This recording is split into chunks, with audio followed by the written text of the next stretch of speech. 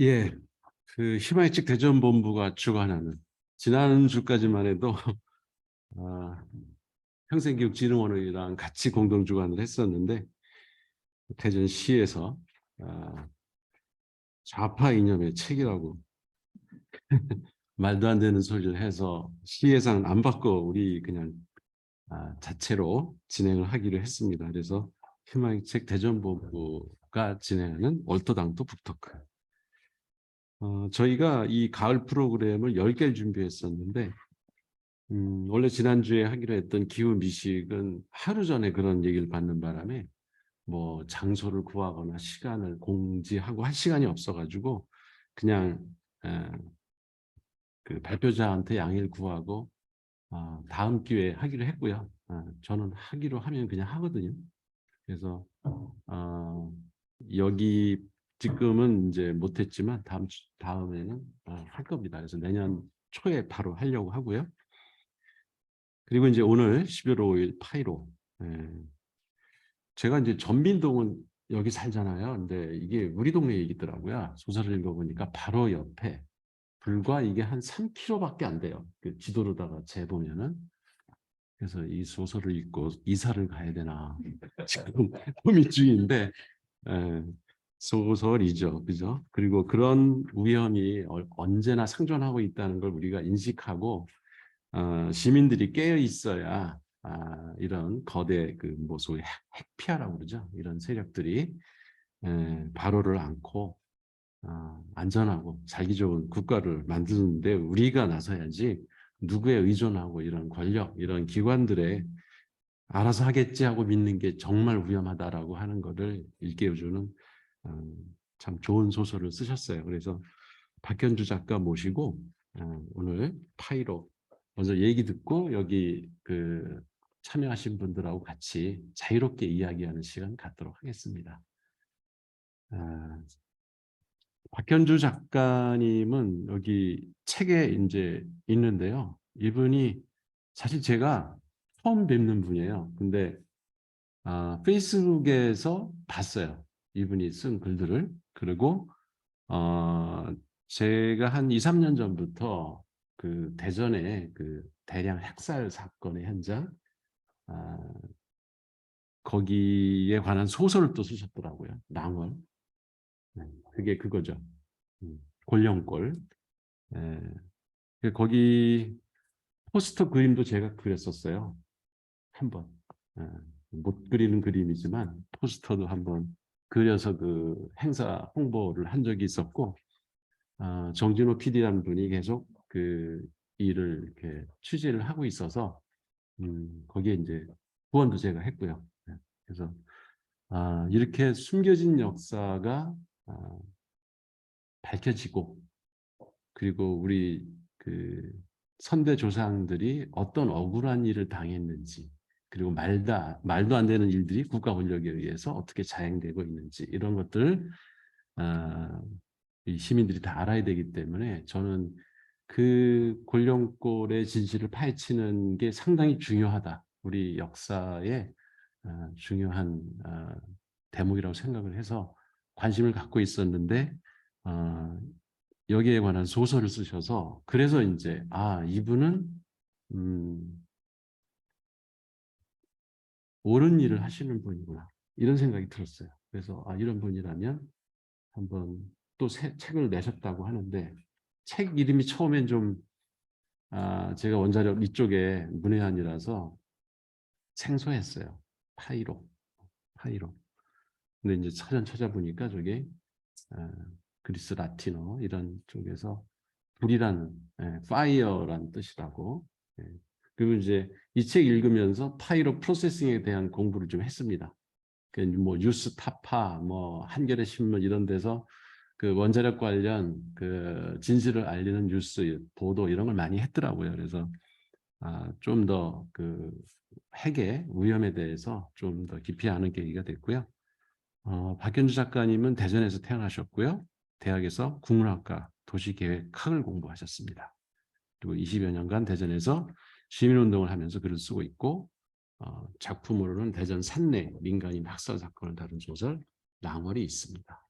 그런 박현주 작가 모시고 우리 페이로라는 책을 어떻게 해서 쓰게 되셨는지 그 동기하고 책 내용을 안 읽으신 분들을 위해서 좀 간단하게 소개시켜서 좀 전체적인 내용을 우리한테 알려주시면 우리 같이 토론하는 시간 갖도록 하겠습니다. 예, 박진주 작가님 모시겠습니다.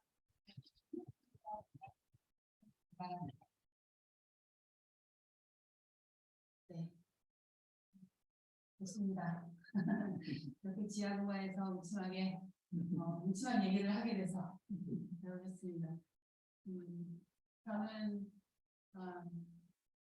98년도부터 녹색연합 활동가로 상근자로 일을 했어요. 그전에는 녹색연합 회원이었고요. 그래서 환경운동을 계속 해왔고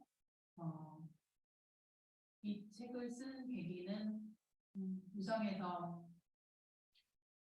처음 원자력 한국 해결 주식회사죠. 한전원전 주식회사에서 대산공장 증설 문제로 2013년도, 2012년도 경에 문제가 좀 커졌습니다. 그래서 그때 이후에 그 증설 공장 반대 활동을 유성 주민들이 하게 됐고, 그때만 해도 저는 그냥 옆에서 좀 조금 도와주는 정도, 관망하는 정도였어요. 그러다가 제가 신성동 이사를 왔어요.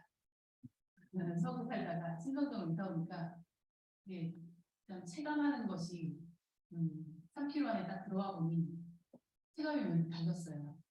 아이도 어렸고, 그래서 제가 그때 과학단체 사무국장으로 있었는데, 그러면서 조례제정 운동, 그 이후에 파이로 프로세싱 반대 운동까지 같이 결합을 하게 됐어요. 그래서 이제 활동가로 주민들과 함께 일을 하다 보니 많은 이제 짧은 시간이지만 많은 경험이 좀 축적이 됐습니다. 그러면서 그러니까 그 원자력 연구원이 흔히 아줌마가 뭘 알아? 이렇게 하는 그 아줌마들의 이야기를 좀 써보고 싶었어요. 그래서 거의 이제 관평동, 송광동, 구죽동 사는 이제 전업 주부들이 많았고, 그 신성동, 전민동까지 오면은 이제 생협 운동을 하는 그런 아줌마들이 많이 있었습니다. 그들 용어로. 그래서 이 평범한 주부들이 어떻게 투사가 되는 과정, 그리고 계속 이제 무시당하고 또 뭐 좀 독립 주민들이 원자력 연구원에 원자력과 관련된 분들이 많이 있었어요. 그런 상황에서 이웃과도 좀 척을 지면서 배척당하면서 어떻게 이 운동을 이끌어 나갔는가에 대한 기록을 남겨둬야겠다 해서 쓰게 됐습니다. 네. 그 줄거리는 사실 대전에 사는 혹은 이제 유성에 사시는 분들이라면 되게 익숙한 이야기들이 많이 있어요. 그래서 대전 전작인 랑월 같은 경우는 제가 진짜 지명을 썼어요. 대전, 그리고 회덕, 진잠, 그리고 기성동, 유성, 여기 복명동이잖아요. 복명리, 진짜 지명을 다 썼는데,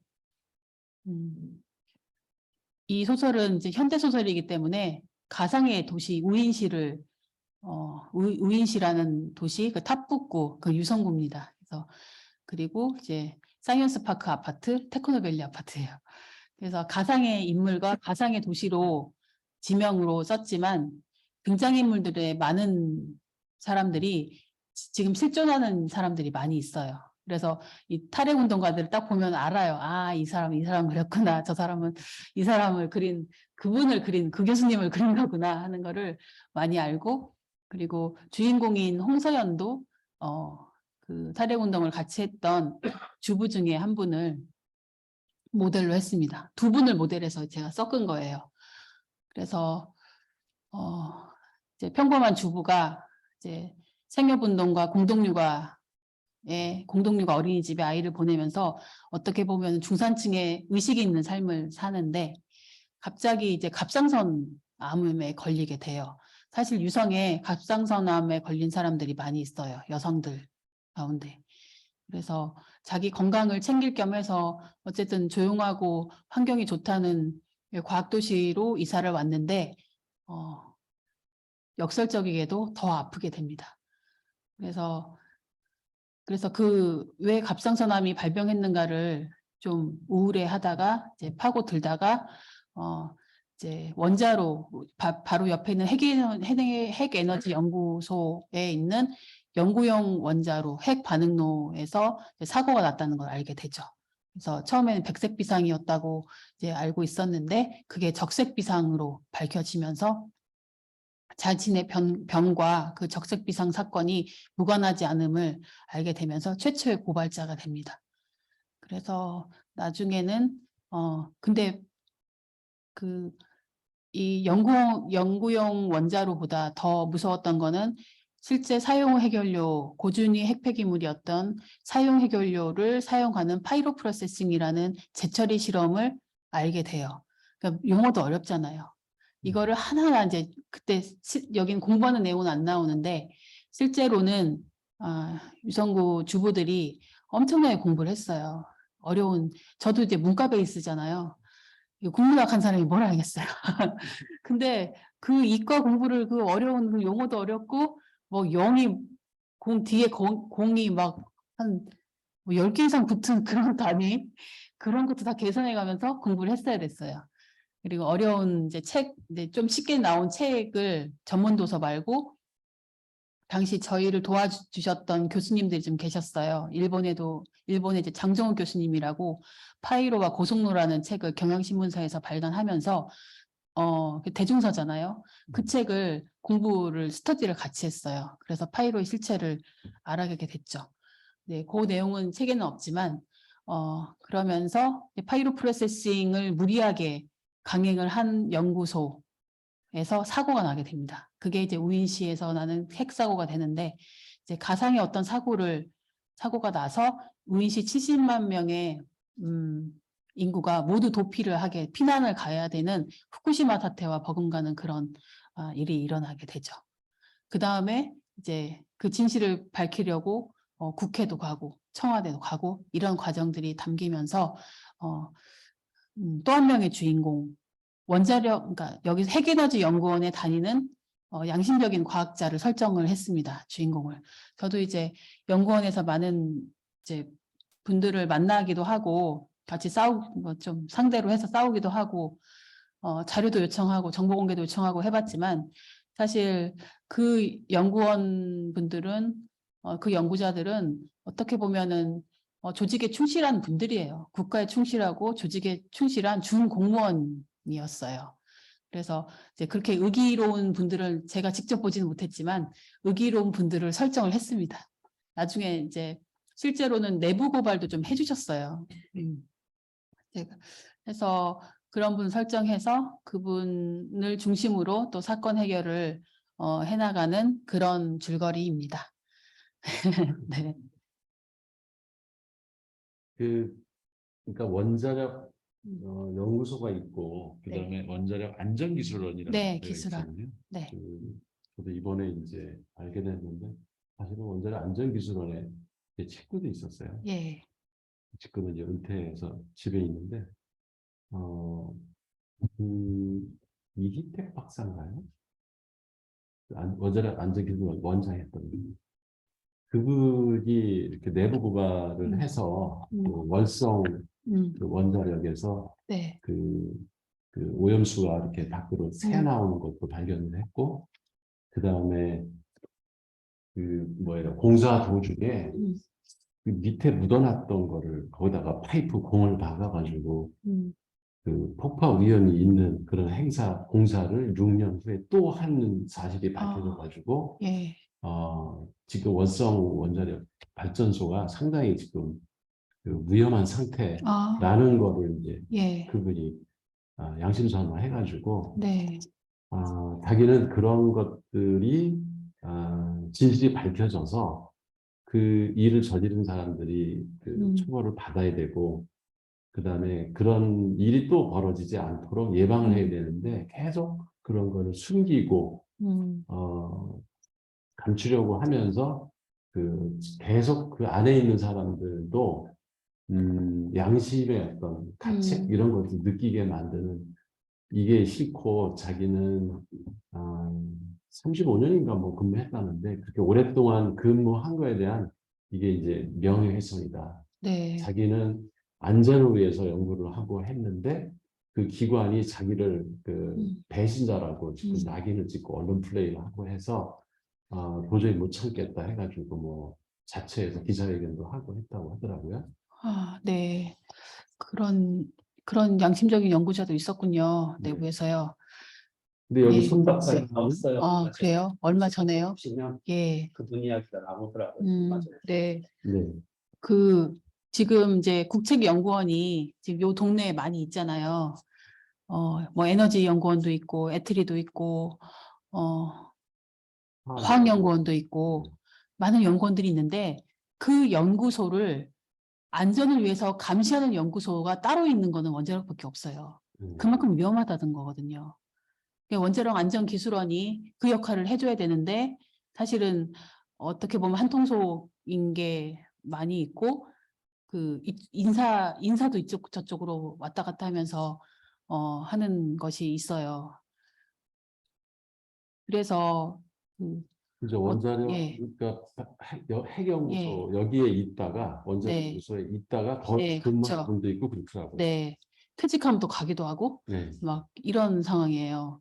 그래서 원자력 안전기술원만 제대로 이제 원자력 연구원을 잘 감시하고 안전을 좀 책임져 줬으면은 이런 일까지는 일어나지 않았을 거예요. 예. 근데 그 점이 되게 아쉬웠어요. 선수가 곧 심판이고 심판이 곧 뭐 선수로 뛰기도 하고 이렇게 서로 결탁돼 있고 알게 모르게 연결돼 있는 이 부분이 대단히 아쉽습니다. 이 소설에 나오는 그 손 박사라는 분은 그 원자력 연구소 연구원이었어요. 네. 네. 손정호 박사는 이제 연구소에서 그 파이로 프로세싱을 담당하는 팀장이죠. 예. 이분은 이제 가상인물인데요.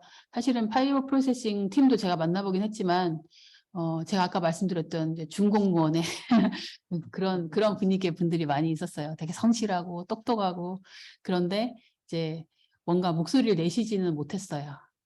네. 원자력 안전기술원만 해도 600명이래요, 박사가. 그러니까 엄청난 조직인 거죠. 예. 지성인들이 모인 집단인데 그분들이 국민의 안전에 대해서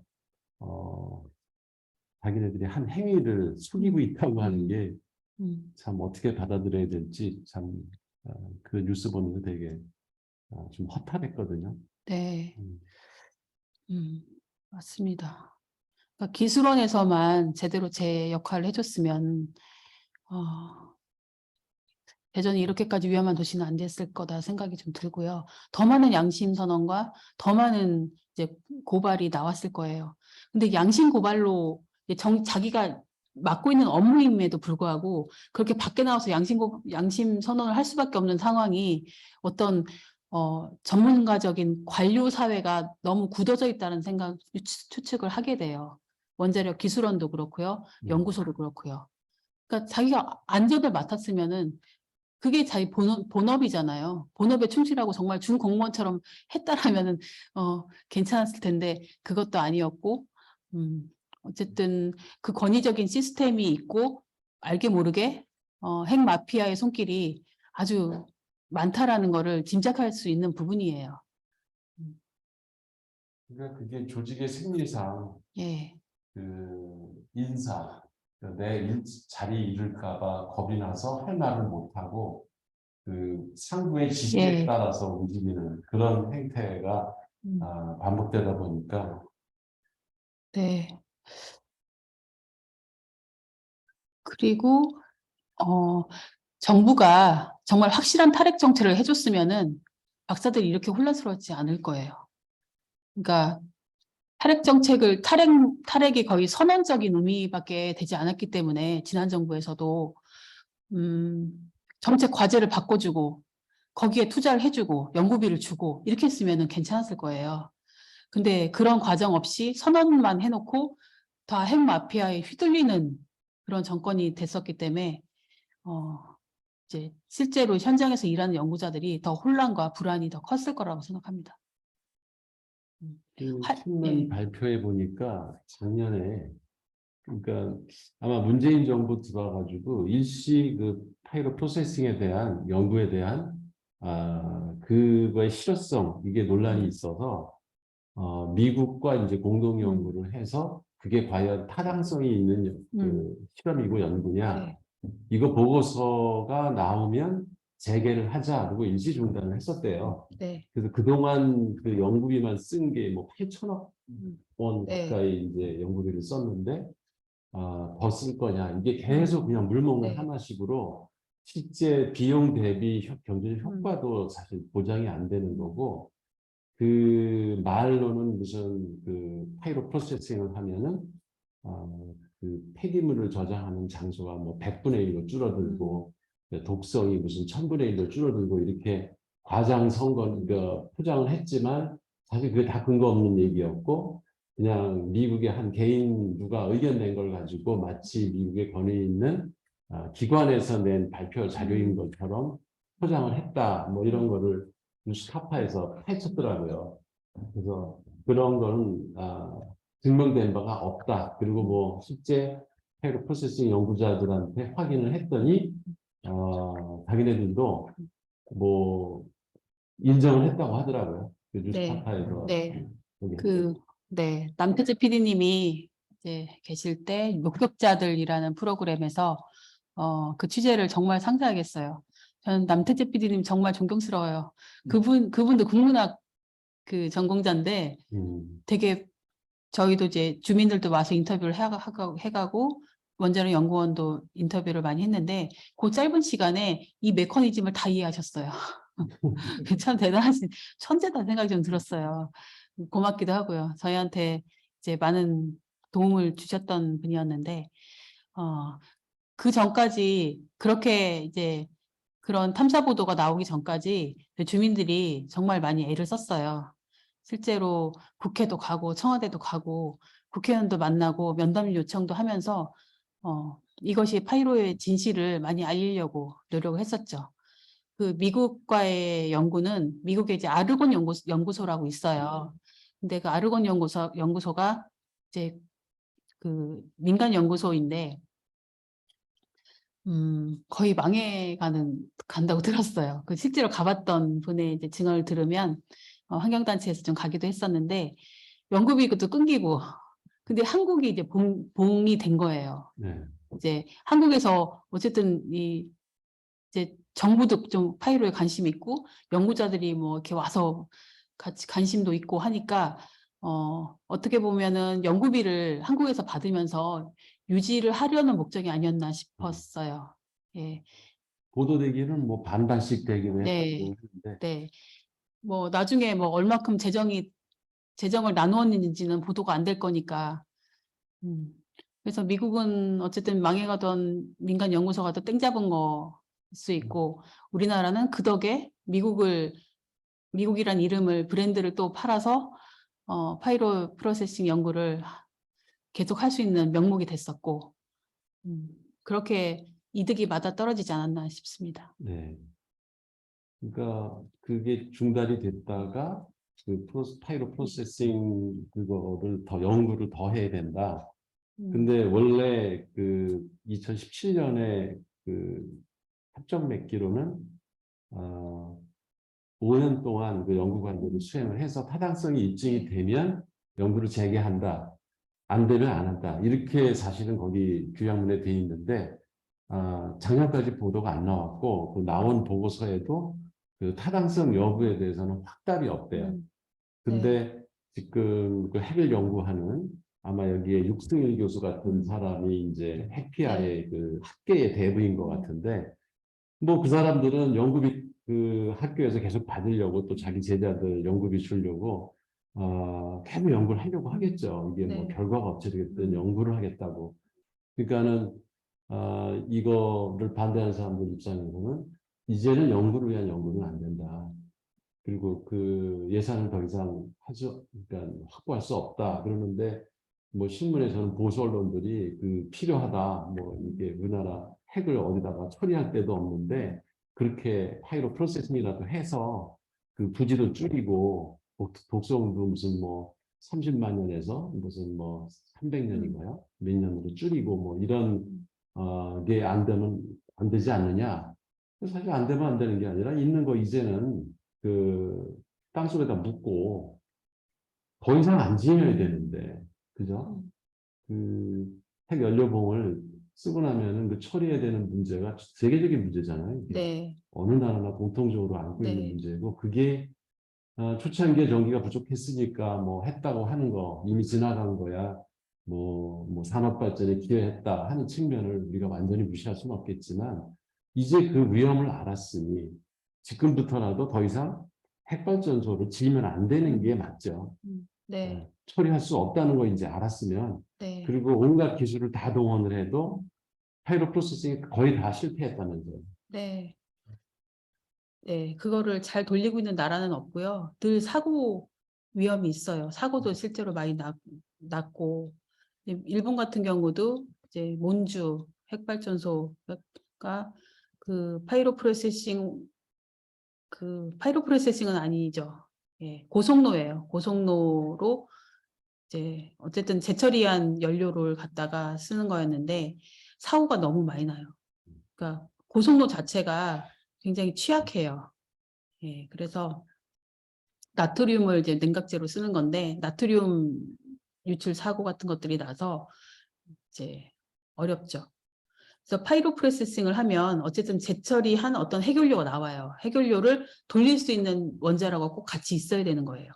그래서 파이로는 고속로와 쌍둥이 역할을 합니다. 그래서 같이 다녀야 돼요. 파이로만 한다고 해서 이걸 다 처리할 수 있는 건 아니에요. 걔를 나온 그 연료를 처리할 수 있는 원자로가 따로 있어야 돼요. 경수로도 안 되고 중수로도 안 됩니다. 이렇게. 그럼 가격이 엄청난데 재처리하는 비용도 엄청난데요. 차라리 우라늄 강산에서 캐다가 쓰는 것이 훨씬 경제적으로도 이득이에요. 예, 굳이 위험한 거를 뜯어다가 다시 재처리해가지고 연료 하나 또 만들어가지고 하는 거는 굉장히 어떻게 보면은 시간 낭비, 돈 낭비, 그리고 방사능 또 유출할 위험성, 안전성에 대한 낭비 요인도 됩니다. 네. 그 소설 속에서 그 이제 뭐 낙뢰가 예. 쳐가지고 사고가 네. 나잖아요. 네. 그래서 이제 그 발전소가 안에 있었다.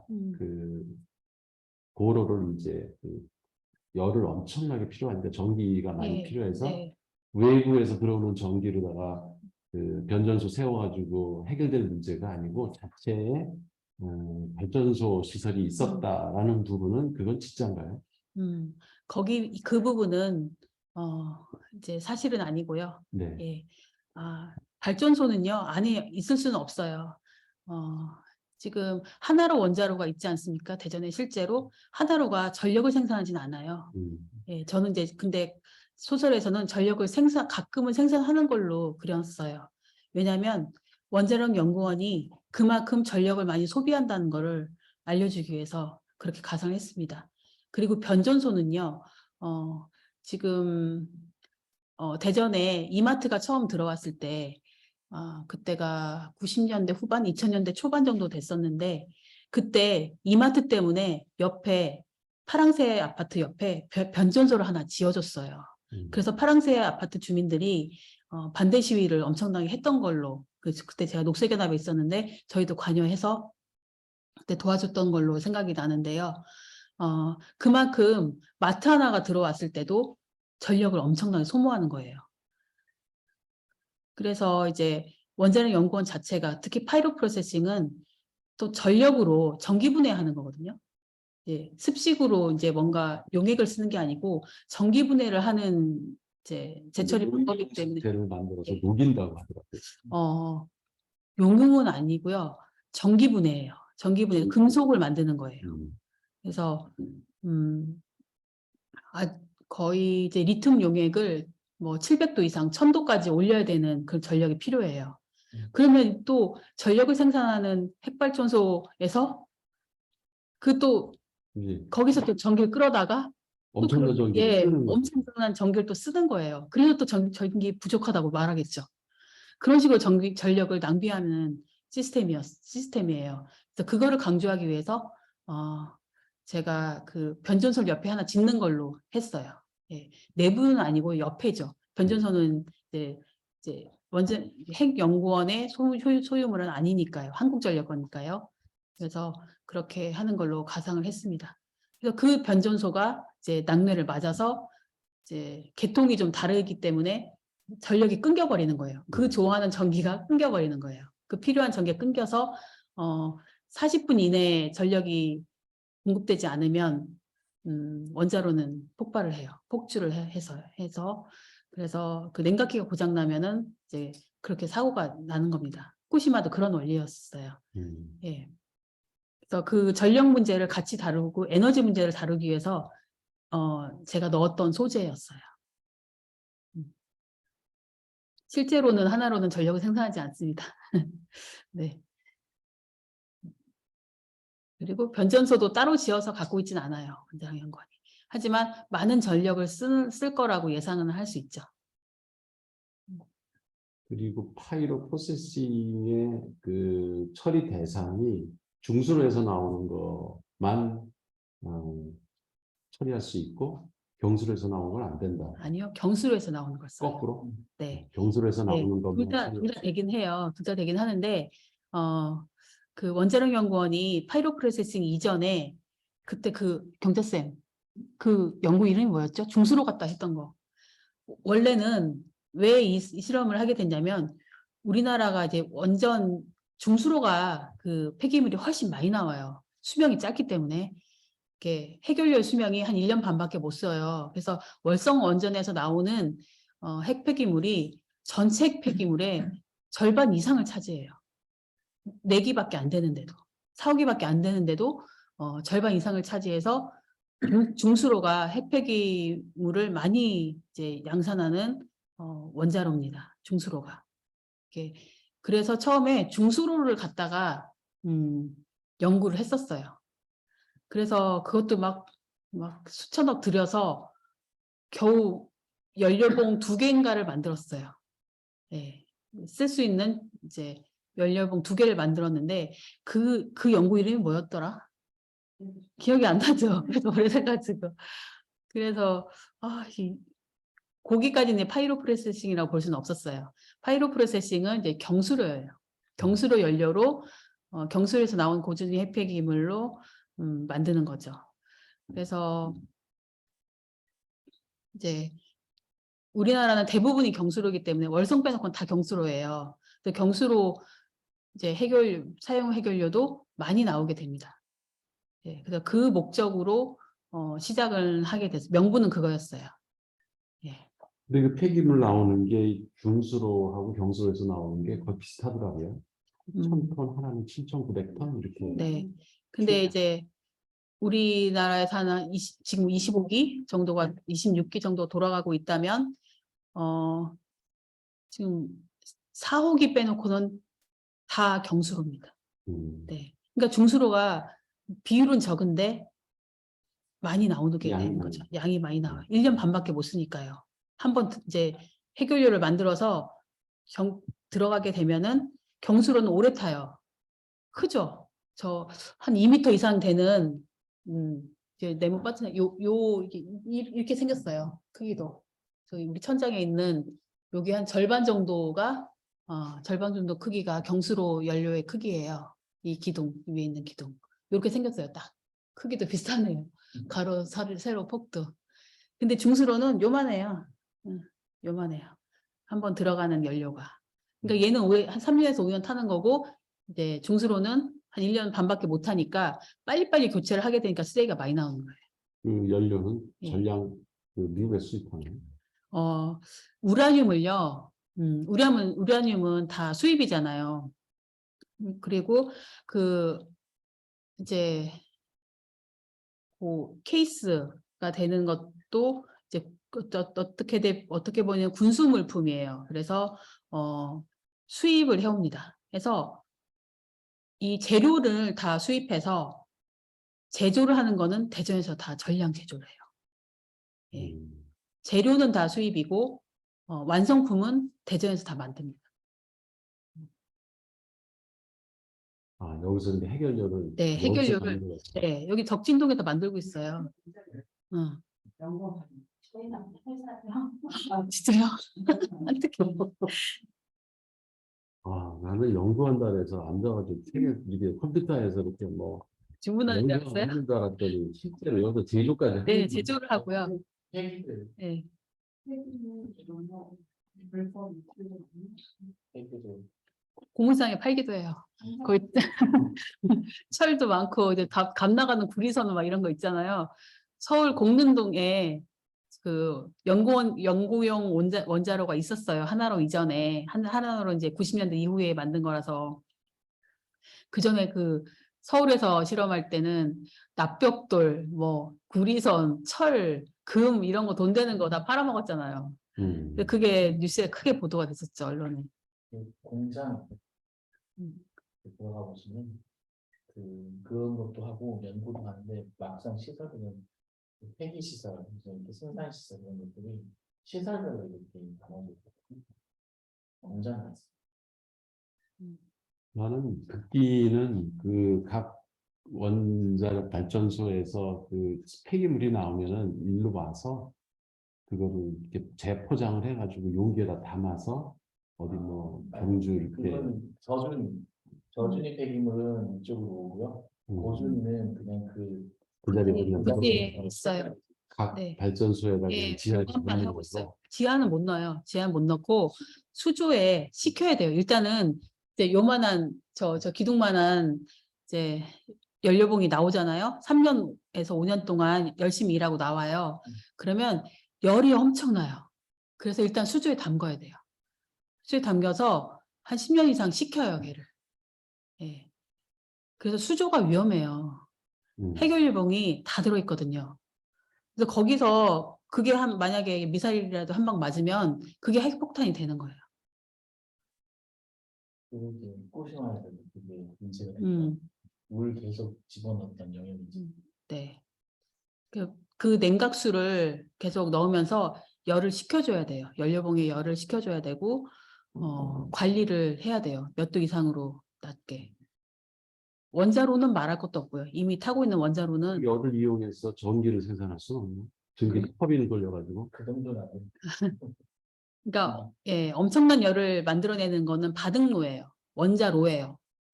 골로 같은 그 원자로고 거기서 이제 꺼낸 애들을 온도 갖고는 발전을 못 하니까 이제 폐기물이 되는 거죠. 네, 근데 아직도 잔열이 그렇게 네, 오고. 잔열 때문에 그래요. 그거는 할수 있죠. 난방? 난방.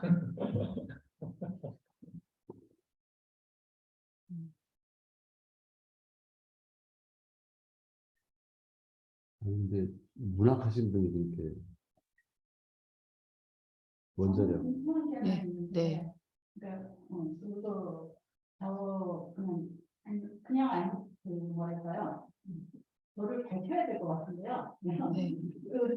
제가 오늘 여기 온 이유는 원소발전소 북쪽 그 앞선 그 강의를 한 사람으로 이런 여러 가지 상황에서 봤을 때 저희 국내에서도 하고 계시고 그리고 또 이렇게 또 계속해서 이어져야 될 것 같아서 네. 청중으로 참여하려고 왔고요. 그래서 죄송스럽게 책을 못 읽었어요. 네. 저는 오세란이라고 하고요. 우리 앞에 그 청소년문학교 수업을 했었어요. 네. 그리고 이 동네에서 굉장히 오랫동안 살았기 때문에 운동하시는 모습이나 이런 것들 항상 가장 아주 가깝지는 않지만 오래 살았으니까요. 다 서로 얘기는 다 듣고 있고요. 근데 이제 저는 남편이 원자력 쪽에서 공사를 하고 아까 말씀하신 그 회사에 연료. 있어요. 네. 그리고 저는 남편하고 굉장히 일찍 결혼을 했거든요. 그래서 결혼하자마자 마이크 좀 이렇게. 월성에서 한 몇 년 살았어요. 월성 발전소에서는 월성 발전소. 지어질 때. 그럼 70년대. 89년에 가지고 했죠. 89년에 이제 거기 그 스위치 키셔야 돼. 네. 적이 되고 예, 몇 개는 지어지고 몇 개는 건설되고 하는 그런 집단에 살았고 남편이 핵공학과를 나왔기 때문에 예, 당연히 그쪽 에너지 쪽에 종사를 하고요. 그래서 뭐 그럼에도 저는 뭐 이 책은 충분히 가치가 있는 책이라고 생각하고 또 분명히 알아야 될 것은 알아야 되고 또 대전에 저는 되게 안타까운 게 뭐냐면은 테크노 같은 경우에 원래는 거기가 아파트 지역이 아니거든요. 네. 예, 거기를 분양을 했다는 것 자체가 거기 맞아요. 분양이면 그것을 시민들한테 그렇게 떠거리에 있는 그런 데를 분양했다는 것 자체가 저는 좀 큰 문제라는 생각도 들긴 하는데 한편으로는 이제 또 제가 여쭤보고 싶은 거는 뭐냐면은 저도 문학을 하는 사람이라서 그리고 아동이나 청소년 문학 쪽에서도 이런 픽션들이 좀 많이 나오는 편이거든요.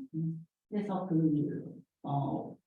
아동 쪽에서 이제 원자력 발전소를 이제 가상으로 이제 사고가 난다거나 이런 재난서사를 다루는데 여쭙고 싶은 게 그거예요.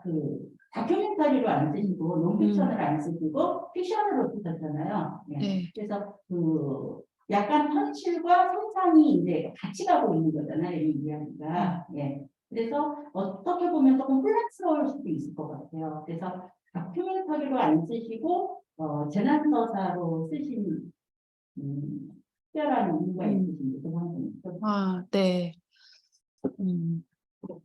다큐는 이미 언론사에서 많이 보도도 하고 탐사 보도로 제작을 했어요. 그래서 국민들이 알 수 있는 거는 다 알고 있다는 생각이 좀 들었어요. 그리고 저는 이제 저는 제가 잘 할 수 있는 걸로 스토리를 만들자라는 거였어요. 그래서 스토리를 만들자니 제 기반도 이제 문학이고 해서 더 대중문학으로 알리면 이것이 더 사람들한테 감동도 주고 진실성을 더 호소할 수 있겠다 생각이 들었어요. 네. 네. 저는 뭐랄까요 대문학적 입장도 그렇고 아까 지금 얘기하신 것 중에서 원자력 종사자들이 일종의 뭐 자기 고발이라든가 내부 고발이라든가 그들에게 그렇게 얘기하는 것보다는 조금 더 큰 차원에서 얘기가 되는 게 좋을 거라는 생각이 들거든요. 왜냐하면은 제가 본 바에 의하면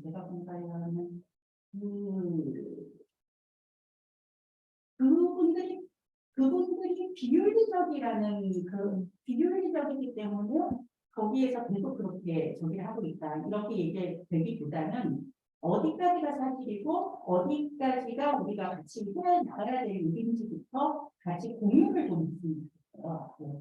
제가 가끔 가다가 남편하고 이제 이런 얘기를 하면은 남편은 아무래도 그런 어떤 전문적인 기술적인 얘기들 이런 것들을 이제 얘기를 하잖아요. 그래서 이런 재난서사 같은 걸 읽으면은 이게 왜 사실과 상상이 이렇게 마무리가 들어갈 때 가능하지 않은 부분이 나오면은 종사자들 입장에서는 이게 같이 공유할 지점이 거기서부터 사라져버리게 되더라고요. 그래서 어디까지부터 상상의 영역이고 어디부터는 현실인지 그래서 그런 어떤 같이 공유할 수 있는 것을 얘기해 주는 게 좋을 것 같다는 생각이 들었어요. 그들이 그 얘기를 이게 말을 내가 못해서 안 하는 것이 아니고 어느 지점부터는 이게 약간 기술적으로 이건 아니다 싶은 부분에서부터 공유가 안 되기 시작하더라고요. 아까 말씀하셨듯이 뭐 저기잖아요. 저는 월성에 살았다고 했잖아요. 그래서 중수로 얘기하고 뭐 그랬잖아요. 그리고 뭐 일본 얘기나 그런 것들도 보면은 예를 들면은 아까 얘기했듯이 예를 들어 미사일이 터지면 거기는 폭발이 되는 거죠. 이렇게 되면은 이게 미사일이 다른 일이 되잖아요. 근데 그 과정도 상상의 영역에서는 가능한 영역이에요. 근데 지금 이제 사실 여기에서부터 우리가 뭐를 해야 될지 거기에서 시작을 해야지 이게 상상력이 너무 계속 커지면은 사실과 상상이 이게 너무 되게 커진다는 생각이 네. 그 지금 이제 선생님이 해주셨던 그 부분 어떤 공론화 부분인데요. 네. 기술의 공론화 그리고 기술의 윤리성에 대한 공론화 부분을 탈핵단체에서 몇 년 전부터 주장을 했었어요. 그래서 폐기물이 정말 얼마큼 나올 예정이고 그리고 폐기물을 처리할 기술이 있는가를 계속 밝히라고 요구를 했었어요. 예. 근데 그 답변을 아직도 원자력께서 받지 못하고 있어요. 예. 그래서 이런 것들은 전문가, 기술 전문가 또는 시민, 주부나 학생 이런 입장이 아니라 그냥 인류의 한 사람으로서 입장에서 이 폐기물을 어떻게 해결할 것인가라고 고민하면은 저는 답이 나올 거라고 생각해요. 되게 솔직한 이야기들이 많이 나올 수 있다라고 봅니다. 저도 예. 그 입장은 동의하고요. 저도 주민이고 또 우리뿐만 아니고 우리 아이들의 안전과 그런 것을 위해서는 사실은 다 밝혀지고 다 공유되고 그래서 저는 문제 중에 하나가 에너지 쪽 이런 기반 산업들이 정권이 바뀐다거나 정권이 바뀌어서 그렇게 했을 때 뭔가 이렇게 성장하려고 하는 것들이 있잖아요. 그걸로 인해서 자꾸 지금 한국이 나가서 밝혀져야 될 것들 그런 거가 무시되고 어떤 선전이 돼버린 거예요. 정권의 선전용이 돼버린 거예요. 지금 같은 경우도 그렇잖아요. 수출 뭐 된다 뭐 이런 식으로 해서 선전이 돼버리잖아요. 좌지우지되고 그런 것들이 저는 남편이 30년 이상 에너지 산업에 종사하는 사람 입장 옆에서 보면은 에너지라는 게 과연 한 정권에 의해서 이렇게 이랬다 저랬다 해야 될 일인가 이런 생각이 좀 많이 듭니다. 네. 그러니까 제가 이제 에너지 민주주의를 꿈꾸며라고 그 앞장에다가 썼는데요. 에너지를 선택할 수 있는 권리가 국민한테 있어야 되고요. 우리가 뿌려주는 에너지 써야 되는 시기는 이미 지났다라고 봐요. 네. 그리고 에너지를 이런 기반 산업을 정권의 마음대로 이 정권이 들어서면 자기 입맛에 맞는 대로 디자인하고 또 저 정권이 들어서면 이렇게 하고 정치적으로 이용하는 것은 바람직하지 않다라고 생각해요. 네. 그래서 어쨌든 네. 일단은 이제 전문가적인 그런 권위주의에 많이 이제 쌓여 있기는 해요. 그건 사실이에요. 그래서 정보도 공유 안 하고 시민들이 뭘 하러 하는 이런 분위기가 많이 있었어요. 예. 근데 이제는 그것이 이제 무너지기 시작했다고 봐요. 네. 원자력 연구원이 여러 번 감사를 받으면서 감사를 한 주체도 되게 권위적인데 그 사람들이 입에서 나오는 얘기가 쟤들 너무 권위적이다. 예요. 그거는 뭘까요? 저는 오히려 두려움이 있는 게 아닌가 싶었어요. 네, 이 권위와 힘이 무너지지 않을까 하는 그 두려움에서 그런 태도를 계속 취하는 게 아닌가 싶은데 사실은 그 어깨 위에 많은 짐이 있기 때문에 그럴 거라고 봐요. 근데 그거를 국민들이 궁금해하고 같이 져준다는데 굳이 안 나눌 이유는 없거든요. 네. 그리고 에너지 정책이나 에너지의 생산은 그들의 것이 아니에요. 예. 그거를 좀 염두에 두신다면, 좀 더 솔직한 장에서 만나지 않을까 싶어요.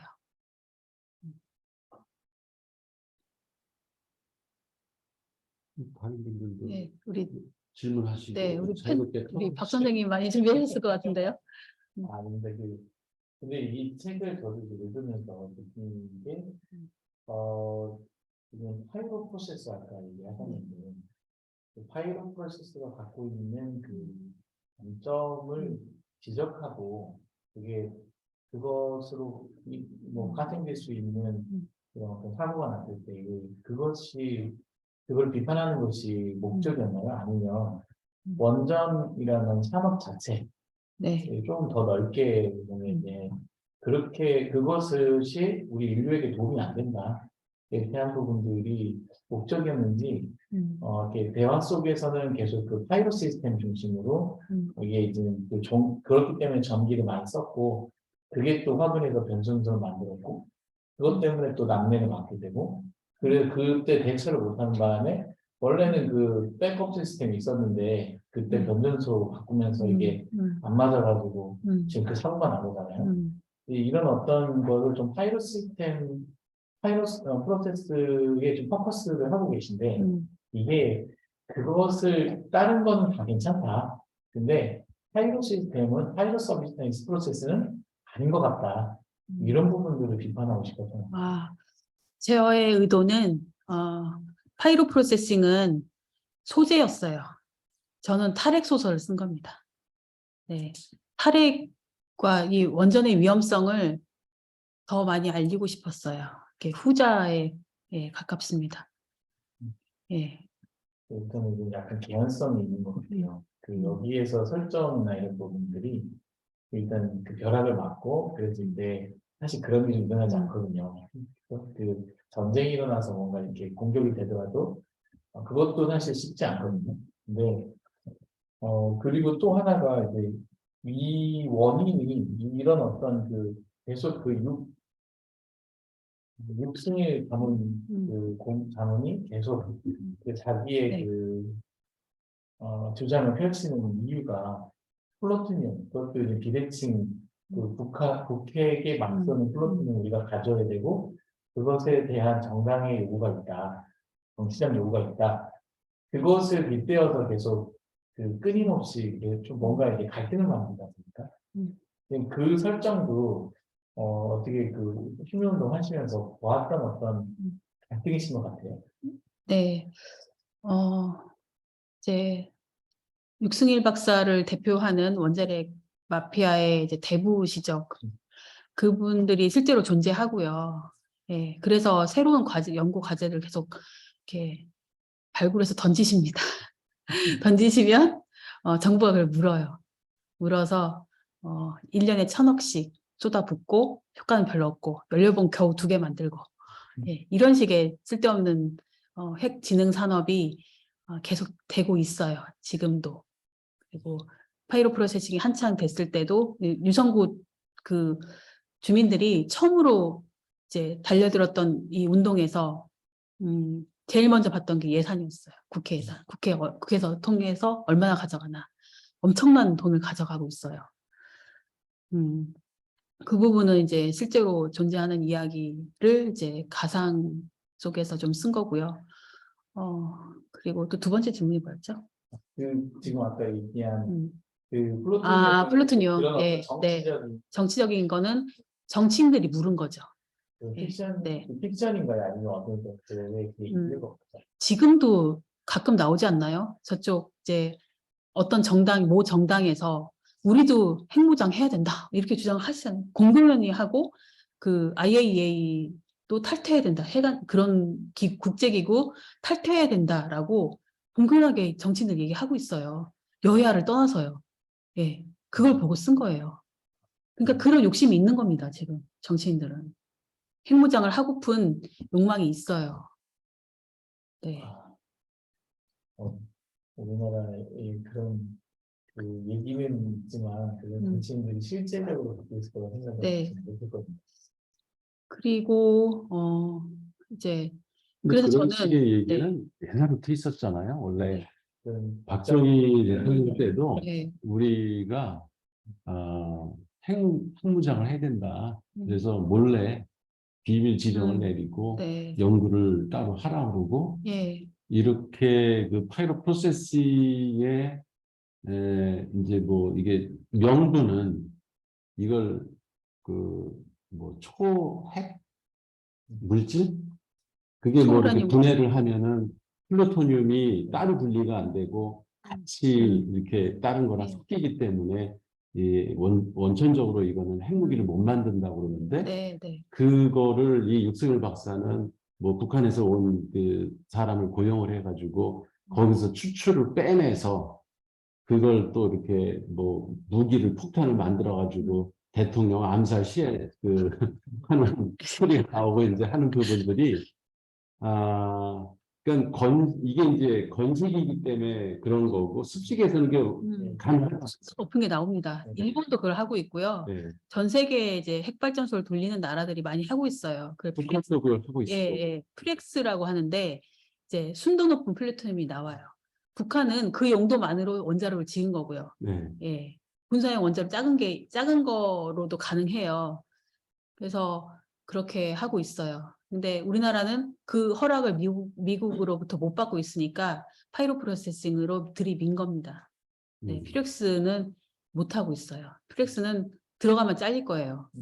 네. 근데 일본은 허가해주면서 왜 우리나라는 못했지? 그좀 이상해요. 그러면 재처리 자체를 미국에서는 파이로 프로세싱 아니면은 허용을 안 하고 그냥 그 매립해라 이건가요? 그 수조에다가 넣으라고? 그러니까 이래라 저래라 폐기물에 대해서는 걔들도 답이 없기 때문에 어떻게 하라고 말을 못하지만 재처리는 예, 못하게 하는 거죠. 경계하는 거죠. 파이로 한다고 네. 하니까 그거만. 네, 그거는 하고 또 전처리 과정이 있어요. 껍데기 벗겨내는 그 과정만 우리나라에서 하라는 거예요. 나머지는 그 아르곤 연구소 와서 해라는 거거든요. 전해환원부터는. 그래서 어떻게 보면은 원천적으로 좀 막아놓고 있어요. 네. 실제적으로는 그러면 제가 물어봤어요. 그 원자력 박사님한테 그러면 연료봉은 어디 걸 쓰냐? 우리 거 경수로 갖다 쓰는 거냐? 했더니 아니래요. 미국에 있는 거 그냥 쓰는 거라고. 그러니까 사실 원천적으로 못하게 그 감시가 심하거든요. 네. 그러니까 이 설정이 사실 아무리 이렇게 해도 이거 이런 게 발각됐다고 해서 만드는 게 네. 외교적으로 뒤집히는 큰일 나요. 외교적으로 무역 분쟁이 날 거예요. 우리 거 수입 하나도 안 해갈 거예요, 미국이. 그러니까 요 설정은 되게 픽션이다 보니까 이렇게 좀 뭔가 네. 긴장감도 주고 음, 강한 욕망을 주기 위해서 이렇게 하신 것 같다는 좀 음, 들긴 했었거든요. 네. 그리고 또 하나가 사실 우리 국가 산업의 되게 많은 부분은 이 리빙 이 해온 것이 전기거든요. 네. 예전에는 이제 화석연료를 기반으로 많이 하다 보니까 이제 우리나라가 전체적으로 다 민둥산도 되고 석탄캐느라고 큰 그 때문에 또 사고도 많고 또 그 이산화탄소가 엄청 나오고 음, 그렇게 하다가 이제 원자력을 만들면서 이제 그 에너지의 대부분 이제 원자력이 대신 만들어주고 그리고 사람들이 더 이상 전기가 있고 뭐 하고 하니까 화석연료 사용도 많이 줄고 그래서 이제 나무 심어도 이제 몰래 안 돼가잖아요. 쓸모가 없으니까. 그리고 석탄도 굳이 안 캐잖아요. 그리고 석유도 이제 굳이 활용하지 않으려고 하죠. 이런 어떤 그 사회 전반적으로 분명히 절대량 막대한 어떤 전기 우리가 이제 또 선진국이라고 필요한데 근데 이 국가 산업을 그리고 제조업은 더 심하거든요. 이 전기의 인기원 전도하고 바로 연결이 돼요. 근데 저희 IT 사업도 저도 IT 산업을 하지만 저도 서버를 돌리려면 네. 전기에 상당히 그죠. 비싸거든요. 네. 네, 그런 거라면 이게 충분한 전기를 공급할 수 있는 어떤 백업 프로세스가 있어야지 이 좀 탈원전이라고 하는 것이 효과가 있을 건데 그러면 대안이 있을까요? 네. 그 부분을 좀 그게 토론거리라고 생각해요. 인류에게 던져진 토론거리예요. 그건 숙제인데 그 우리나라 첫 원자력 발전소였던 고리 1호기가 경남 지역에 지어진 이유도 거기 울산화학, 부산의 공단들을 상원, 중공업단지를 돌리기 위해서 거기에 지어졌을 거라고 생각해요. 예. 그래서 전력을 빨리 수급받고 그 팽팽 돌아가는 그러니까 끊겼다가 우리 예전에 전기불 막 끊긴 적 많았잖아요. 근데 공장은 그렇게 되면 안 되니까 그렇게 안전한 전력 시설을 둔 다음에 그 다음에 이제 산업 거의 이제 산업혁명에 이르는 그런 이제 산업화 시대에 접어들게 돼요. 70년대, 80년대, 90년대까지요. 그렇게 해서 우리가 한 50년 살았어요. 그래서 많은 풍족함을 누리면서 막 대낮에도 불 켜놓고 지금도 그 신세계 백화점 보면은 한 깜깜한 밤에도 엄청난 조명을 해놨잖아요. 그런 식으로 전력을 마구마구 써왔다고요. 그리고 양수발전소까지 만들어서 산 다 파괴하면서 결국에는 전력이 남아 도니까 어떻게 하냐. 심야전기를 싸게 팔기 시작했어요. 전기가 이렇게 그렇게 싼 에너지원이 아니거든요. 국가 보조가 들어가니까 그렇게 싸게 된 거예요. 난방을 전기로 하래요. 그 비싼 에너지 많은 시스템을 돌려가지고 만든 그냥 불 때 타는 게 그런 온돌이 아닌데도. 그래서 비싼 에너지로 요리도 해먹고 난방도 하고 되게 너무 값싸게 쓰고 있는 거예요. 예. 이런 생활을 언제까지 할 수 있을까? 지구 7개 필요할 지경까지 온 이 상황에서 어떻게 해야 될지 저도 막막합니다. 예. 제가 이 책 그래서 읽으면서 예. 그 인상적으로 읽었던 그 문장이 바로 그 부분이에요. 여기 231페이지에 있는데 저도 이런 생각을 그렇게 심각하게 하지 않았었거든요. 제가 읽어볼게요. 누가 왜 전기 소비를 장려하는가?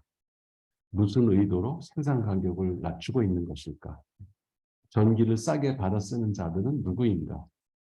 블랙아웃 공포감을 조성하면서 한편으론 전기 소비를 장려하는 모순은 어디서 발생하는가? 이게 그 핵심 지금 주제인 것 같아요.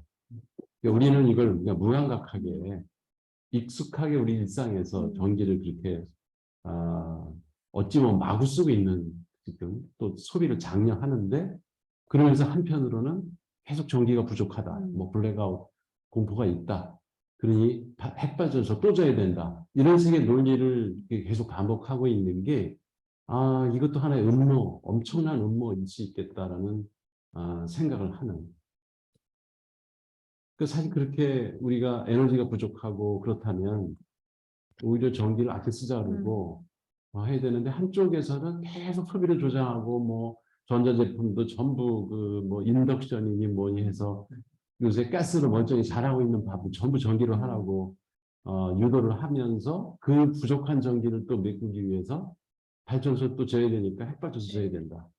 이거가 상당한 모순이라는 거는 막연히 하고는 있었지만은 깊이 있게 생각은 안 해봤어요. 이게 명분이라는 생각이 들어요. 이 책에서. 네.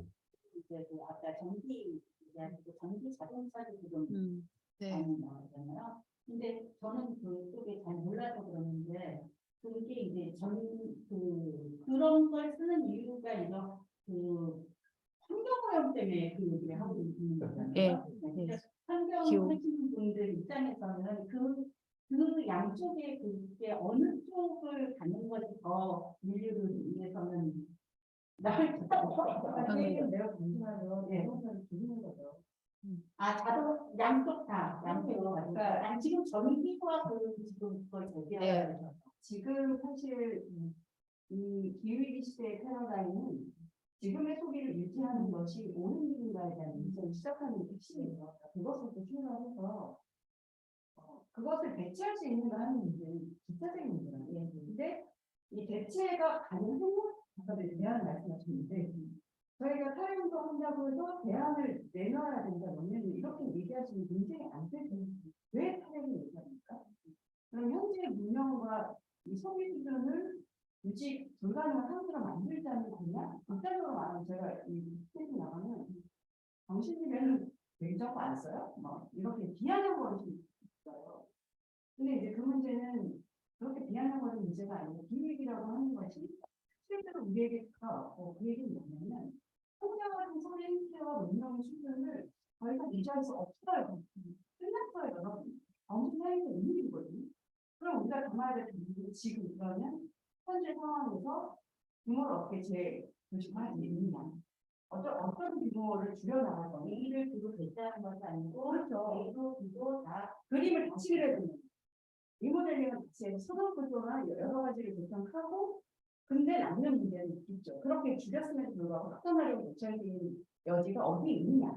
그 중에 원자력 불가피하다 이런 주장은 있지만 어쨌든 재생에너지로 전환을 했을 때 그 속도와 시간과 불편함은 무엇이냐. 이것이 국민적으로 공감이 일으키면요. 제가 볼 때는 국민들이 그걸 납득하면 불편을 그래 내가 감사해요. 예를 들면 24시간 편의점이 뭐 전기 이만큼 써. 제가 크기는 못했지만, 근데 이렇게 가려면 24시간 편의점을 지금에서 절반을 줄여야 됩니다, 국민 여러분. 그거 안 사시겠어요? 이렇게 하면 다 감사하죠. 근데 갑자기 그런 거 없이 뭐 수치를 맞춰야 되고 수출이 안 되고 이렇게 하니까 억지로 거꾸로 끼워 맞추도록 하게 되니까 여러 가지로 이제 무력감이 나오게 되는 거고 첫 번째는 눈이 똑같아요. 당장 탄소가 안 나오니까 이거는 대체 가능성이거나 일정 기간 불가피한 거 아니에요 이렇게 말하는데 문제가 아니고 똑같이 있잖아요. 그거는 탄소 위기 넘어서는 어떤 차원의 문제인데 이게 제가 아쉬운 건 아까 과학자들이 하셨는데 사실 과학자들의 역할이라는 것은 기술적으로 저희가 명제할 수 없죠. 그걸 몰라요. 모르지만 저희 고민하는 것은 과학자도 인류사에서 어떤 역할을 하는 편이라는 그러면 자신의 연구와 방향이 이 인류에게 도움이 되거든요. 문제거든요. 이거를 우리에게 설득시켜야 될 의무가 있어요. 나의 의무가 지금 2020년도 이 국면에서 예를 들어 파이어 프로세싱이 이런 역할을 할 수 있다. 이런 긍정적인 의도가 있다. 이걸 이해해봐요. 이런 표본을 설명하지 않아요. 그러니까 저희로서는 그거를 그런 기술적으로 다 설명하면 여러분이 불안해가지고 저희가 완벽하게 대책도 마련하고 안전성 문제도 넘어설 거고 그리고 뭐 세슈이 또 쏟아져 나왔어요. 공통적으로 기술치와 상관없어요 라고 말하는 이 말이 웃긴 말이에요. 세상에 없는 물질을 내보냈는데 기술치가 어디 있습니까? 그런 게 이제 논쟁이니까 논쟁을 하고 있는 저는 없는 거죠. 제대로. 그리고 아까는 어떻게 되는지 잘 아세요? 우리가 얼마나 국가발전을 열심히 했는데 저 정말 열심히 연구했거든요. 이런 식으로 흡수하는 거예요. 저희도 열심히 살았어요. 과학자도 열심히 살았고 저희도 열심히 살았는데 열심히 사는 경쟁을 하자는 게 아니죠. 우리의 이 방향과 이 막대한 국가 예산과 이런 것들이 제대로 같은 방향으로 우리가 정말 꿈꾸는 삶을 가고 있는 겁니까? 이렇게 질문을 시작하고 얘기를 해야 되는데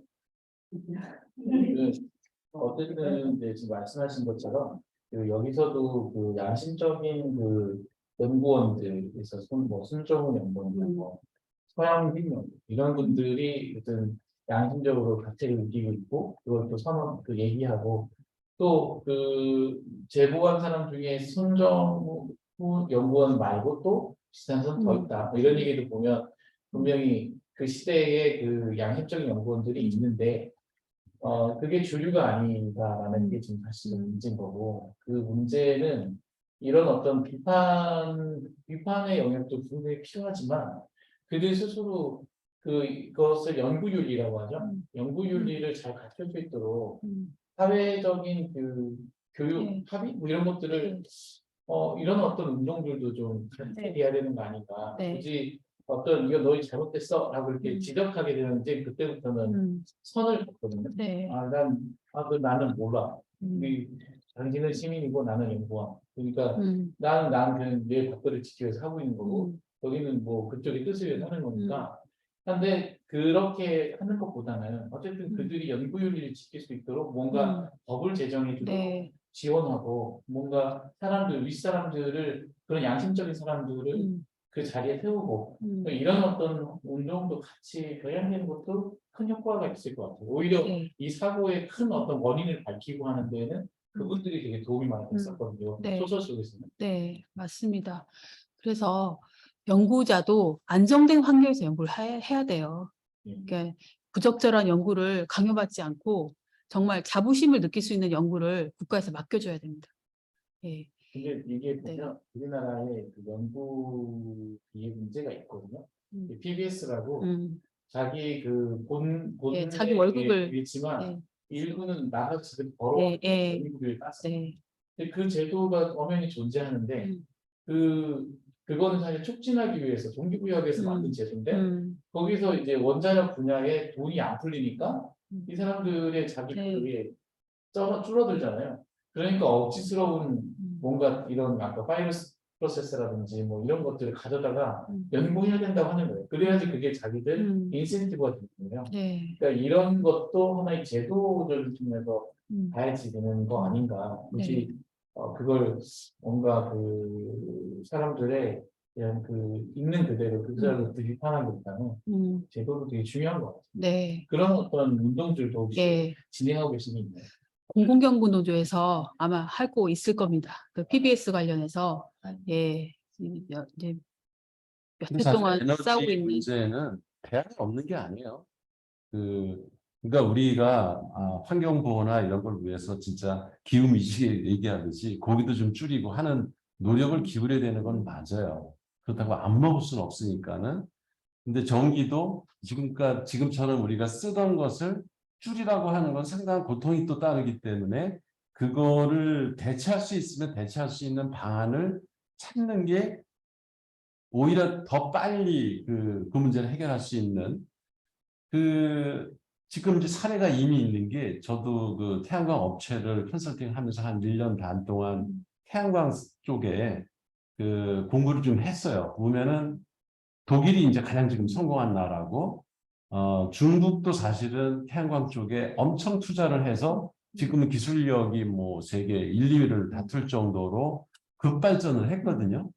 우리가 그쪽에 포커스를 맞췄다면은 중국 못지않게 기술 발전할 수 있는 우리 여력 충분히 있고, 그 다음에 그런 원자력이나 핵이나 이런 연구 인력들을 대체 에너지 쪽으로다가 투입할 수 있는 거죠. 얼마든지. 네. 그거는 어찌 보면은 국민적 합의와 그 정치 지도자들의 의사결정의 문제인 것이지, 지금 태양광 발전에 대해서 그 부각되는 뉴스도 가짜 뉴스가 90%라는 건 전 다 알고 있어요.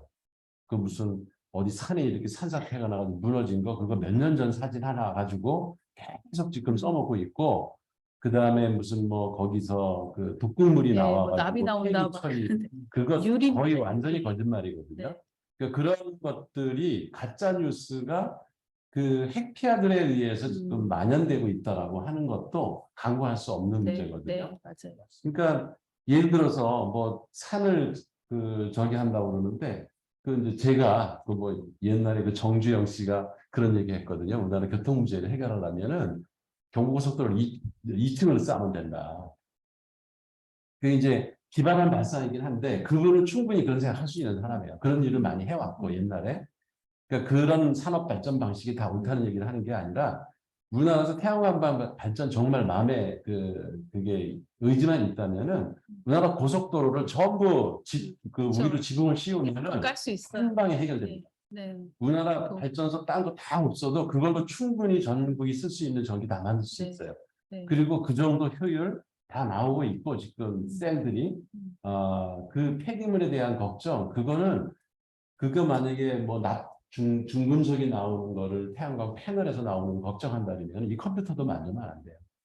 이 컴퓨터에도 지금 그런 독극물들이 이 제조 과정에서 칩 만드는 데서 다 들어가거든요. 그러니까 그거는 가짜 뉴스지 그게 진짜 뉴스가 아니거든요. 그러니까 그런 대안도 충분히 있다는 거죠. 그리고 그 천연가스, 그 다음에 우리 그 메탄가스들 있잖아요. 그 저기 가축 이런 데서 나오는 것들 이거를 정부에서 좀 지원해 줘가지고 그거를 농가들 발전 시설로 바꿀 수 있는 그런 기술도 다 있거든요. 근데 그런 거에 투입을 안 하기 때문에 지금 전기를 계속 화력 발전과 원자력 발전에다가 지금 의존하고 있는 것이 그 대안이 없는 게 아니야. 네. 이미 그 대안을 실천한 국가들이 널렸어요. 네. 그리고 그러려고 그러니까 중국도 이제 해안 쪽으로는 핵발전소도 걔들도 엄청 짓고 있지만 워낙 그 경제가 급성장하다 보니까 그 수요가 이 산간 지역 이런 데서는 그런 전기 공급하기 힘들거든요. 그러니까는 태양광에다가 엄청 투자를 해가지고 지금 몇 년 만에 그렇게 급발전을 했거든요. 그러니까 의지의 문제도 있다. 네. 네. 저는 그런 말씀드리고 네. 싶어요. 정치의 문제, 의지의 문제예요. 예.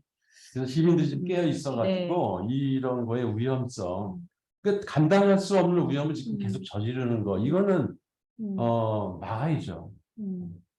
네. 저는 이제 좀 다른 부분이 지금 이미 그 독일이나 그 유럽에서는 대체제 그 에너지들 자연 에코 에너지에서 많이 갔었죠. 근데 최근에 이제 우크라이나하고 전쟁을 하면서 다시 복귀하고 있어요. 다시 그 원래 원전도 탈원전을 쪽으로. 근데 그게 뭐 그렇다고 원전을 찬양하는 쪽으로 가는 건 아니지만 어쩔 수 없이 지금 자기들이 이 처한 상황에 다시 써야겠다. 그래서 다시 기존에 멈췄던 거 다시 다시 돌리고 있고, 돌리려고 하고 있고, 프랑스 뭐 모든 국가들이 지금 다 하려고 하고 있거든요. 근데 결국 그 나라에서 러시아에서 주는 에너지 그것이 없어도 우리가 충분히 그 재생에너지 가지고 할 수 있었다면 어느 정도 다 커버가 되고, 그것도 온 국민이 지금 거기 아주 그 두꺼운 코트 입기 운동하고 있거든요. 뭐 조금 춥게 살짝. 그럼에도 불구하고 절대량이 부족한 거예요. 그러니까 이거는 무엇인가 그 시대에 사는 사람들의 소비나 어떤 최소한의 어떤 무엇인가를 해줄 수 있는 그런 어떤 것들도 같이 고려가 해야 되는 게 있는 것 같아요. 네. 그게 이제 우리가 방향을 그렇게 가져가는 거는 맞고, 그리고 잡지에도 그런 얘기 있어요. 그렇다고 원전을 찬성하냐 이건 아니에요. 근데 우리도 사실 그런 어떤 운동들은 맞지만 좀 같이 이해 가능한 뭐 이런 공론도 좀 필요한 것 같고. 그러니까 네. 1차적으로는 과소비를 줄이는 게 그 전 국민적인 과제인 것 같고, 그거 뭐 선진국들이 다 환경을 다 오염시키고 있으니까 그게 1차적으로 우리가 먼저 해야 될 것이고, 그 다음에는 그렇게 우리한테 복구할 수 없을 정도의 위험을 초래하는 에너지는 가능한 피할 수 있거든요. 가능한 피할 수 있는 다른 방안을 찾아 나가는 게 우리가 할 일이지, 그걸 계속 그렇게 정당화하려고 하고 뭐 당장 어려움을 갖다가 해소하기 위해서 그거를 또 되돌아가고 독일은 아마 안 돌아갈 것 같아. 돌아가시는데 아니 지금 이 원전 다시 하려고 하고 있거든. 근데 어쩔 수 없이 써야 될 것 같다 하는 생각하고 있어요. 그러니까 잠깐 후퇴하는 거예요. 네. 저는 대한에너지가 이렇게 태양광 처음 나왔을 때도 많은 우여곡절이 있을 거라고 예상을 했어요. 처음부터 딱 정말 괜찮은 에너지를 할 수 있는 그런 기술이나 이런 인류의 수준이 되진 않아요. 그래서 어쨌든 전쟁도 나고 기후위기 뭐 계속 심각해지고 하다 보니까 그렇게 이제 그 대체에너지의 종주국이었던 독일도 주춤하는 거죠. 주춤하는데 저는 잠깐 주춤할 뿐이라고 생각해요. 또 나선형으로 돌아갈 거예요. 위로 향해서 천연 이제 신재생 에너지로 갈 거라고 믿고, 대만도 마찬가지예요. 대만 이제 차잉잉원 총리가 정말 기세 좋게 그 여성분이 이렇게 선언을 했어요. 탈핵 선언을 했어요. 그리고 이제 대만은 뭐 핵발전소도 몇 개 없지만 그런데도 투표로 막 뒤집어지고 막 이래요. 탈핵 법을 이제 폐지하는 걸로. 그렇게 우여곡절 겪으면서 저는 갈 거라고 봐요. 인류는 살아남아야 되니까요. 누구든 죽고 싶어 하는 사람은 없잖아요. 그렇기 때문에 이런 우여곡절과 그리고 어려움을 난관이 계속 또 옵니다. 그러면 기후변화 때문에 또 뭐 어떻게 된다 하면은 제일 위험한 게 저는 원전이라고 보는데, 뭐 석탄 좀 줄이기 위해서 원전 또 돌리려고 할 거고, 그런 사연들이 계속 일어날 거라고 생각합니다. 그럼에도 불구하고 탈핵은 해야 돼요. 쓰레기 때문에 쓰레기 이 한 가지 문제만으로도 어쩔 수가 없어요. 감당을 못하는 폐기물이에요. 예, 그래서 이렇게 갈 거는 갔고, 그리고 저는 핵고광자들이 해주실 일이 있어요. 정말 정말 꼭 해주셔야 돼요. 이거는 이게 뭐냐면 해체와 재현 분야예요. 예. 핵발전소가 강력한 에너지를 내지만 수명은 짧아요. 100년, 200년 쓰지 못해요. 지금 전 세계적으로 폐로되는 원자력 발전소가 쏟아져 나올 거예요. 우리나라도 이제 곧 쏟아져 나올 거고요. 지금 신한울 3, 4억이 질 거냐 말 거냐 때문에 논쟁하고 있지만, 새 발전소보다도 이제 헌 발전소를 어떻게 처리할 것이냐, 어떻게 안전하게 얘를 폐기할 것이냐의 시대가 옵니다. 곧 쏟아져 나올 거기 때문에.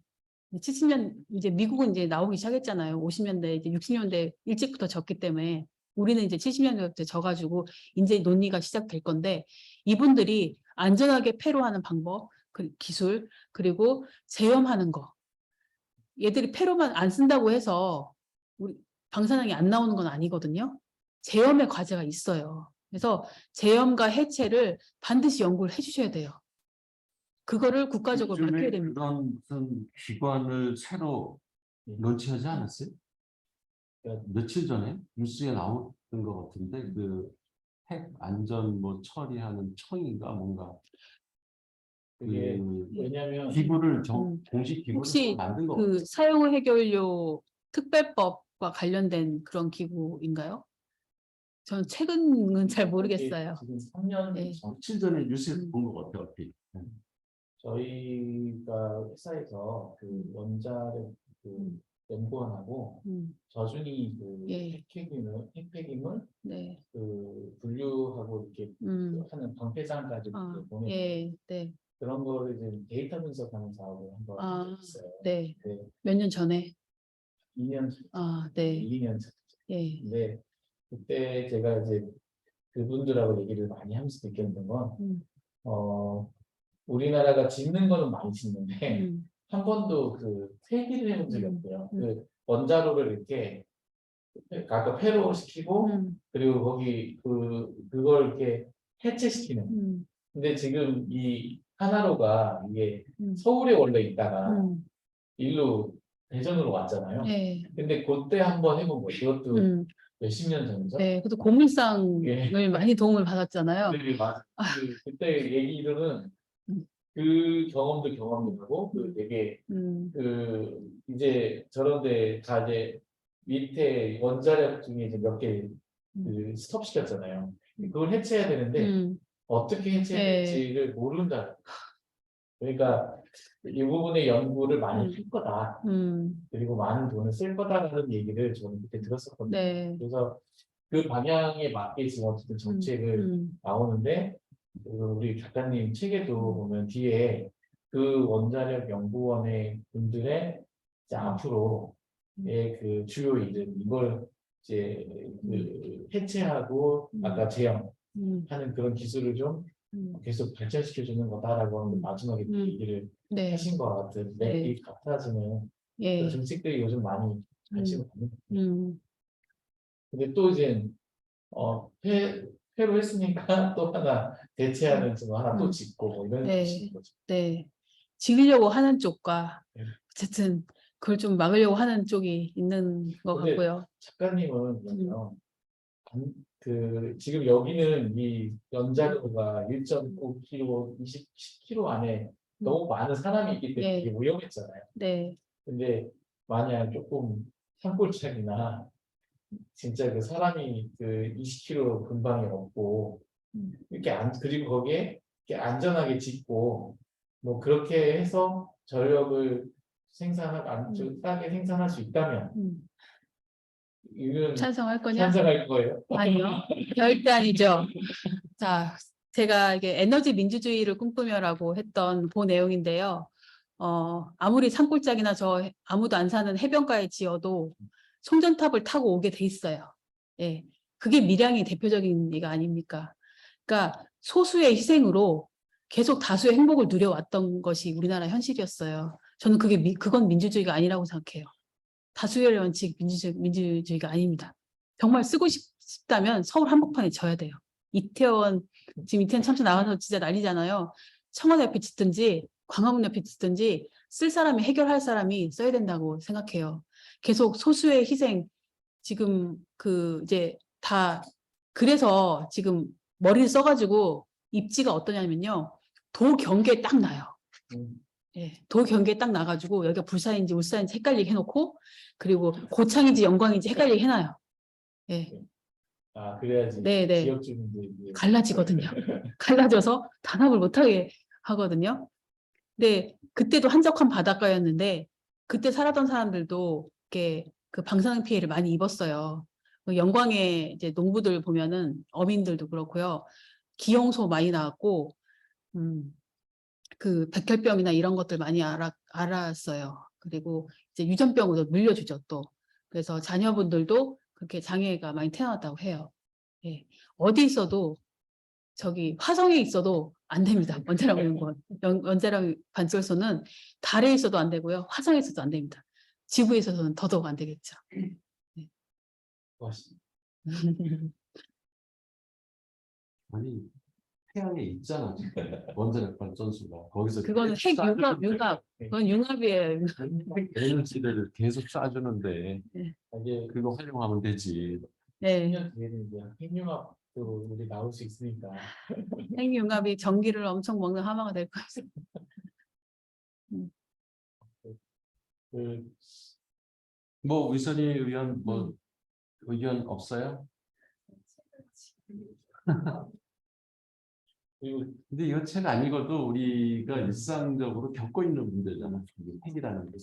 여기 그 정혜림 위원, 정혜림 위원, 아, 정채림 의원. 정혜림 위원님은 뭐 롤모델이 있으셨던 건가요? 상당히 그 강한 여성상으로 이렇게 어, 똑똑하시고 스마트하시고. 절반은 있었고 절반은 이제 가상 인물이에요. 그러니까 이제 거대 정당이 아닌 소수 정당의 여성 의원으로 출연을 하잖아요. 근데 제가 그렇게 똑똑한 국회의원을 본 적은 없어요. 현직 국회의원 중에서는. 그래서 절반은 이제 가상인데 그런 의지를 갖고 있었던 젊은 국회의원이 있어서 예, 그래서 모델로 썼어요. 되게 통쾌했어요. 뭔가 이렇게 그 하나씩 하나씩 찍잖아요. 네. 뭐 이렇게 되게 통쾌했어요. 그 기자도 네, 기자는 이제 강다은 강다은 기자.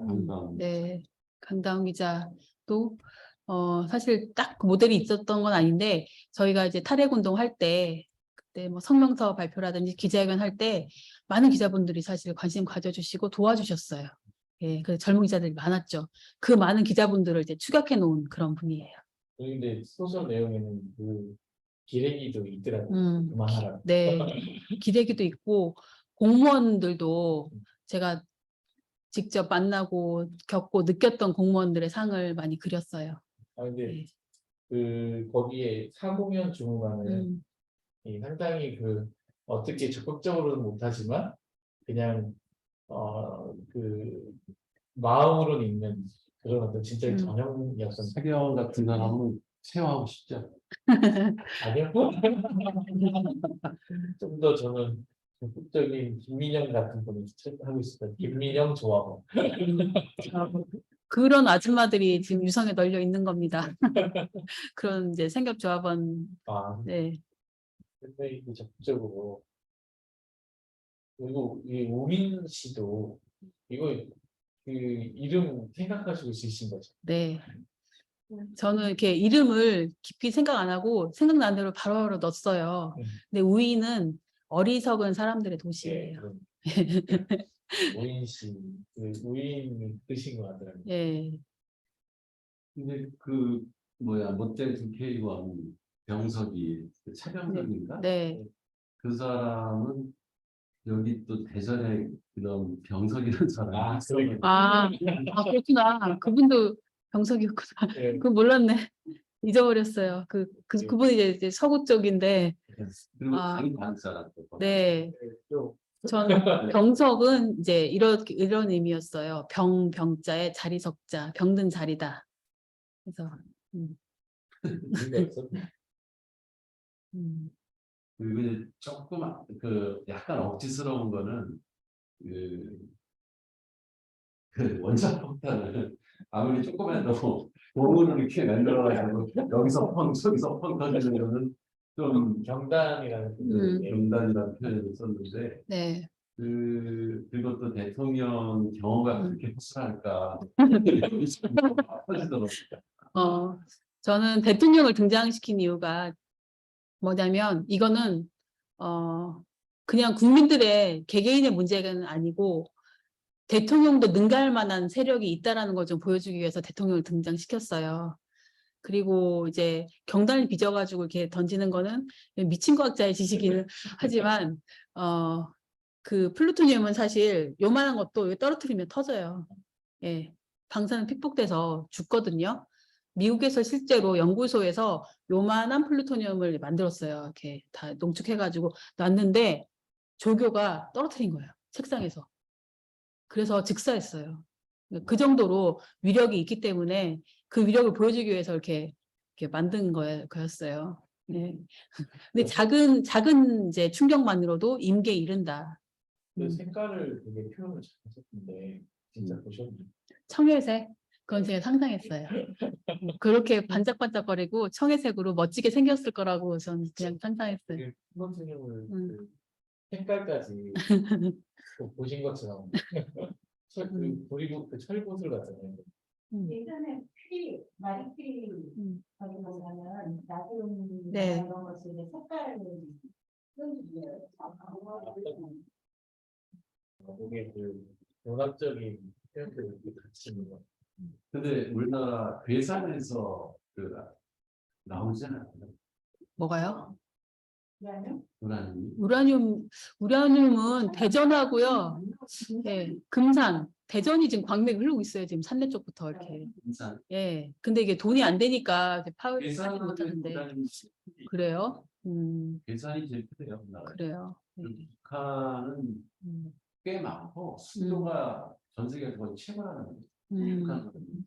아, 거기는 자급자족해서 이제 만들 수 있겠군요. 네. 그렇대.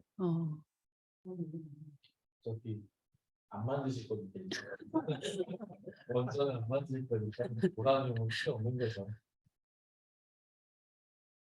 예, 우라늄의 반감기가 45억 년이거든요. 지구의 역사가 맞먹어요. 근데 신이 왜 그렇게 우라늄을 방사능 반감기를 오래 두었을까? 캐지 말라고 하지 않았는가? 그렇게 45억 년. 그 거신병 네. 그거는 되게 용어가 좀 저는 되게 특이했거든요. 그거 어디서 일본 만화에서 그거는 이제 나우시카, 바람계곡의 나우시카에 나오는 그 이제 신의 병사, 거대한 신의 병사라는 뜻인데 그 거신병들이 나와서 인류를 막 이제 멸망시키죠. 그것도 이제 핵 전쟁이 일어난 이후에 이야기, 이제 세계를 그린 그런 이제 세계관인데 그때 이제 거신병, 핵폭탄을 거신병으로 그리지 않았나 싶어요. 예. 아기 뒤에 밑으로 뭐본것 같더니 깨알같이 썼는데 책을 진짜 그 단숨에 읽었습니다. 거의 아, 그 뭐야 봤어요? 2시간? 두세 시간 예. 근데 아까 오세란 작가님이 이런 게 오히려 이렇게 그 가상으로 했을 때 사람들이 오히려 이렇게 혼란스럽지 않을까 이제 그런 질문하셨는데 이게 가상으로 쓰는 게 어떤 면에서는 뭐랄까 이렇게 환기를 불러일으키는 그러니까 다큐멘터리는 보는 사람만 보지 안 보거든요 일반적으로. 아닌데 이제 재난서사 영화는 많잖아요. 네. 영화 재난서사 영화가 많아서 어떤 경각심을 준다거나 아니면은 상상력 분명히 사실은 이태원 같은 경우도 그걸 영화도 한다거나 그랬으면 비논리적으로 거기라고 받아들이고 근데 그런 일이 일어나잖아요 실제로. 그러니까 그런 상상력을 통해서 경각심을 준다거나 이런 게 굉장히 필요하다고 생각하고요. 네. 근데 이제 접근 방식이 우리는 이제 문학적인 상상력을 중요시 여기는 사람인데 기술자들은 그 경계를 잘 이해를 못하는 거예요. 그거를 자신들을 공격이라고 생각해요. 그런 분들을 공격이라고 생각하면서 이 약간 상상이 필요하게 되면은 거기에서부터는 먹히지 않는 그런 부분이 있어서 저도 이제 이걸 어떻게 결국 같이 된 사람은 네. 해야 될 사람인가 같이 같은 자리에서 같이 머리를 맡으려면은 어떤 그 연결고리가 있어요. 저는 이번에 그 어떤 뭐 시민이 민원이 들어가지고 뭐 세계 프로그램을 취소하라 이런 얘기를 듣고 그런 생각을 했어요. 왜 우리는 자기 반대 의견을 이게 공론화해서 이야기하는 거를 두려워할까? 그 사람도 두려워서 민원 내는 거거든요. 자기가 정말로 이 책을 읽고 여기에 대해서 반대 의견이 있다면 여기 와 있죠. 여기 와서 작가한테 이런 자기의 생각을 막 토론하고 그다음에 상대는 어떻게 생각했을까 얘기 들어보고 자기가 잘못 알고 있는 부분이 있으면 고치고 이게 우리 토론 문화가 갖는 멋인데 그거를 거절을 하고 일방적으로 그 이야기하는 그러니까 이렇게 소설이 나오면 여기서 이제 말도 안 되는 얘기들이 있죠. 이제 예를 들어서 그러면 과학자들이 토론장으로 나오는 거예요. 그래서 이런 상상을 할 수 있지만 실제로는 이러이러한 장치와 제도와 아니면 과학적 기술과 이런 것이 있기 때문에 일어날 수 없는 일들이 여기에 나와 있다. 이렇게 얘기를 해줘야지. 그런 토론이 자유롭게 이루어지는 게 사실 우리 북토크나 이런 데서 좀 했으면 좋겠다는 생각이 들었어요, 이번에. 그래서 저희는 이제 사전에 지금 이제 질문 대본이 없어요. 질문도. 제 질문은 진짜 제가 궁금해서 질문한 겁니다. 네. 네. 그리고 이 내용 중에 상당히 그런 표현들이 되게 재밌었어요. 그 게장인데 사무관 승진 눈앞에 두고 최대한 조용히 지내. 이거 사실 맞거든요. 이런 상황에 좀 되도록이면 조용히 지나갔으면 하고 그리고 이 한 명 한 명당 자기의 사정이 있는 거예요. 네. 그러니까 내가 이렇게 해야지 하고 하는 그런 나쁜 놈은 별로 없는 거죠. 네. 다 뭔가 왜 누군가의 아니면 어떤 사회에서 압박을 주는 거지 누군가. 그래서 아닌 것 같지만 뭐 어쩔 수 있나 먹고 살아야 되는데 이런 어떤 그 심리적인 그 배경을 까셨어요. 그 말도 되게 재밌었어요. 그 아파트값 떨어진다는 얘기 그것도 이런 얘기하면 아파트 그거 사실 기결이 되잖아요. 다 아파트값으로.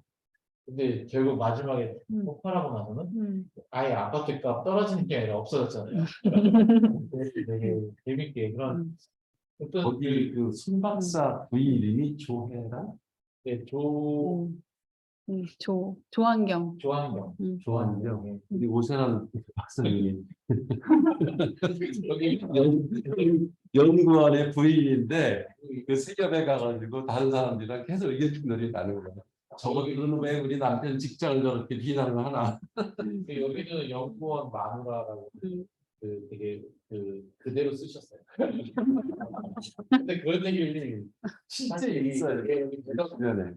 대덕 그 밸리 여기 근처로 해가지고는 그런 얘기가 있거든요. 이게 너무 이렇게 뭐 차차 타시면서 막 이렇게 하는 분들을 두고 그런 분이 있어요. 네. 그런 용어들을 네. 아주 그대로 표현이 돼가지고 읽으면서 이제 여기 근처에 살면서 들었던 얘기들을 그냥 되게 맛깔나게 너무 재밌게 써주신 것 같아요. 네. 저 대목도 괜찮았어요. 그 왜 이제 사고가 났어. 그리고 이제 피해 나왔는데 그 뭐 시위대들이 거기 있는 데서 막 질문하고 그러다가 저 사람 연구원 아니야? 그랬더니 나 연구원 아니라고. 자기 연구원인데. 예, 예. 선정훈님. 저 여기 안 다닌다고 하고서 이렇게. 이거 평상시에는 내가 여기 다녔네 하고 이렇게 자랑하고 다녔을 텐데 막상 사고가 나니까 부끄러워서 자기가 연구원이 아니라고 거짓말을 하는 그 대목이 호락지라고 표현이세요. 근데 이런 그 용어들을 되게 평소에 이렇게 들었던 얘기들을 잘 기록해놓고 쓰시는 건가요? 저는 뭔가 제가 체질적으로 그리고 태생적으로 사람 관찰을 되게 잘해요. 그 사람 했던 말을 특이한 말을 잘 기억을 잘 해놔요. 그래서 그 분위기에 딱 맞는 그런 인물과 이제 대사가 그때 나오는 것 같아요. 많이 차곡차곡 쌓였던 이 데이터에서 이렇게 나오는 것 같아요. 배경까지도 네. 사람이 저래서 저런 말 했나 보다 네. 이렇게까지. 예, 그 캐릭터의 한 사람 악역이라도 다 자기 할 말이 있어요. 다 자기 처지가 있고 사연이 있는 거예요. 그래서 그래서 이제 육승일 박사 했던 그 말도 안 되는 얘기들도 다 개연성 있게 하려고 했었어요. 사실 진짜 그렇게 생각하기 때문에 그런 말을 하는 거거든요. 설득력 있잖아요. 예, 그 사람이 하는 말 자체도 되게 설득력 있게. 저희 해요. 회사에 진짜 그 당시에 원자력 그거를 미국하고 그 발전소에서 데이터를 이렇게 아까 킨스라고 하죠. 그 통계 예, 킨스. 그쪽으로 예. 보내는 그 신호 체계를 만드신 분이 계세요. 네. 근데 그분이 저하고 이제 대화를 하면서 했던 얘기가 그 당시에 미국에 가서 유학을 간 거죠. 그래서 정말 그렇게 기술을 가져왔다는 그러니까 하나도 안 가르쳐 주려고 하는데 왜냐면 그 자기들은 팔아먹어야 되는데 네. 얘들 여기 살 돈이 없는 거지 우리나라는 가난하니까 그러니까 가서 눈여겨 보고 옆에서 밤에 출퇴하고 왔다가 막 밤에 해가지고 그래서 와서 그렇게 하나씩 만들었다는 그러니까 그분이 그 얘기를 하시면서 이제 그 당시에 정말 애국이 대단하셨구나. 네. 네. 근데 그 정신을 되게 쓰셨더라고요. 그러니까 사실 육승일 그 자문도 왜 이렇게 변했나에 대한 부분을 비난할 수 있지만 근데 그 사람이 그 시대에 그 역할을 했다는 걸 네. 생각하는 거잖아요. 그러니까, 그 본인은 애국자야. 그러니까 그 백그라운드를 저는 이해를 해요. 왜냐하면 이제 흰머리가 성성한 박사들이 이제 탈핵 반핵 토론 나오면은 그 얘기 꼭 하시거든요. 예. 되게 막 자부심에 넘쳐요. 사명감과 우리 이렇게 살았는데 하면서 막 이게 넘쳐요. 그래서 그 산업화 시대 그렇게 사셨던 거에 대해서는 박수를 보내드리되 여기서 이러시면 안 됩니다라는 말을 예, 할 수밖에 없죠. 저희는. 이런 뒷배경들이 다 들어가 있다 보니까 네. 읽으면서 약간 한쪽으로 치일 수도 있었다는 드는데 설명이 되니까 그게 이제 이해가 되는 이런 그러니까 위대한 과학자라도 노벨과 같은 반성이 필요한 거지. 자기가 뭐 처음부터 그 다이너마이트가 그런 식으로 네, 쓸지 누가 알았겠어요. 네. 산업용으로 좋은 데 쓰라고 만들었는데 결과적으로 그게 악용되는 걸 보고 네. 자기의 전 재산을 내놔서 노벨상을 만들었듯이 과학자가 시대의 뭐 흐름 아니면 그 상황에 어쩔 수 없이 자기 나름으로는 최선을 다해서 기술을 익혀왔고 공부를 열심히 해가지고 기술을 갖다가 한국에서 산업 발전에 기여한 부분까지는 오케이. 그건 뭐 하지만 지금의 시대에 네. 지금도 맞죠. 계속 그 생각을 갖고 있으면 안 돼. 네. 그건 반성을 해야 되고 그분들이 자기가 할 수 있는 한 더 확산되지 않도록 그리고 이 폐기하거나 발전소를 이제 앞으로 해체하고 하는 그런 쪽에 이제 자기의 그 지식과 노하우를 오히려 바침으로써 그 자기가 옛날에 버려놨던 거에 대한 어떤 자기 보상 뭐 이런 게 가능할 수 있겠죠. 그러니까 저는 인간이 수명이 너무 짧고 우리가 뭐 한 70년, 그러니까 100년 정도 산다 해도 사실은 되게 짧은 역사예요. 그래서 그 100년 이후를 잘 생각하지 않으려고 하고 사실 잘 못 보고 내가 살았던 그 열정을 바쳐 살았던 3, 40년이 전부다라고 생각하는 세상의 전부다라고 생각하는 이 착각이 큰 것 같아요. 그래서 그 박사님들 얘기 들어보면 미국에서 그 조교 생활하면서 그 고생하면서 이렇게 그 좁은 연구실에서 커피 타가면서 이렇게 그래도 나는 멀쩡하다 이렇게 얘기를 하세요. 그리고 지금 아이들은 환경 호르몬 속에서 태어나가지고 이렇게 많은 플라스틱과 이런 환경에서 사는데 우리가 방사능 얘기를 하면은 나도 건강한데 내가 이렇게 살아오는데 거기서 살아온 역사가 얼마인데 이렇게 건강한데라고 하지만 출발이 다른 거예요. 예, 그분들은 정말 어릴 때 유기농으로 먹고 싶지 않았지만 그렇게 먹고 자연 속에서 살았던 분들이에요. 맑은 공기 쐬고. 하지만 지금 세대는 다르거든요. 그 다른 세대라는 걸 잘 이해를 못 하세요.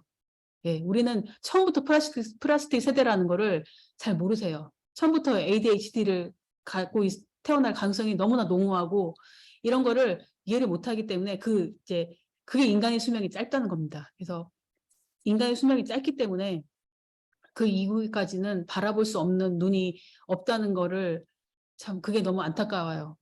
그래서 그분들을 좀 어떻게 만나시게 되면 폐기물 문제를 한번 여쭤보시면 답이 나와요. 지금 그 고준위 핵폐기물 저준위는 제외하고요. 저준위 다 제외하고 고준위만 해도 1,800만 개, 2,000만 개가 돼요. 그러면 우리나라 국민은 5천만 명이잖아요. 그럼 2.5명 중에 2.5명당 하나, 혹은 3명당 하나로 걔를 책임을 져야 돼요. 이거를 어쨌든 캡슐 하나만 주고 방사능 차폐할 때 캡슐 하나만 주고 당신 손자한테 물려줄 수 있습니까? 라고 물었을 때 오케이 할 수 있는 사람이 있을 것인지. 그거 국가가 뭐 해결해가지고 기술을 어떻게 해가지고 안반 속에 묻고 이거 말고요. 어쨌든 당신 손주한테 캡슐에 하나 넣어가지고 이만한 거요. 하나 갑오로 물려줄 수 있느냐라고 물었을 때 누가 대답할 수 있습니까? 예, 거기에서 저는 답이 나올 거라고 생각해요. 그분들의 인식이 그렇게라도 넓어질 수 있다고 생각해요. 네. 시간이 다 됐습니다. 복잡하게 생각할 것 없이 하나만 여쭤볼게요. 예. 예, 사실 이 소설의 그 주인공 같은 역할을 했던 그 홍서영이라는 네, 이 지금 사실 이게 처음에 제가 갑상선 안 나왔지만 그게 그 백색 그러니까 적색 그 정보에 의해서 얻어진 것을 모르고 그러다가 나중에 알고 그것으로 이제 분노하고 또 근데 또 결국 또 도망이라고 이렇게 멀리 도망도 못 가고 가족과의 승리변하는 이런 어떤 되게 어떻게 보면 비운한 비운의 주인공이죠. 로 그려주셨는데 그 홍서연이라는 인물에 대해 어떤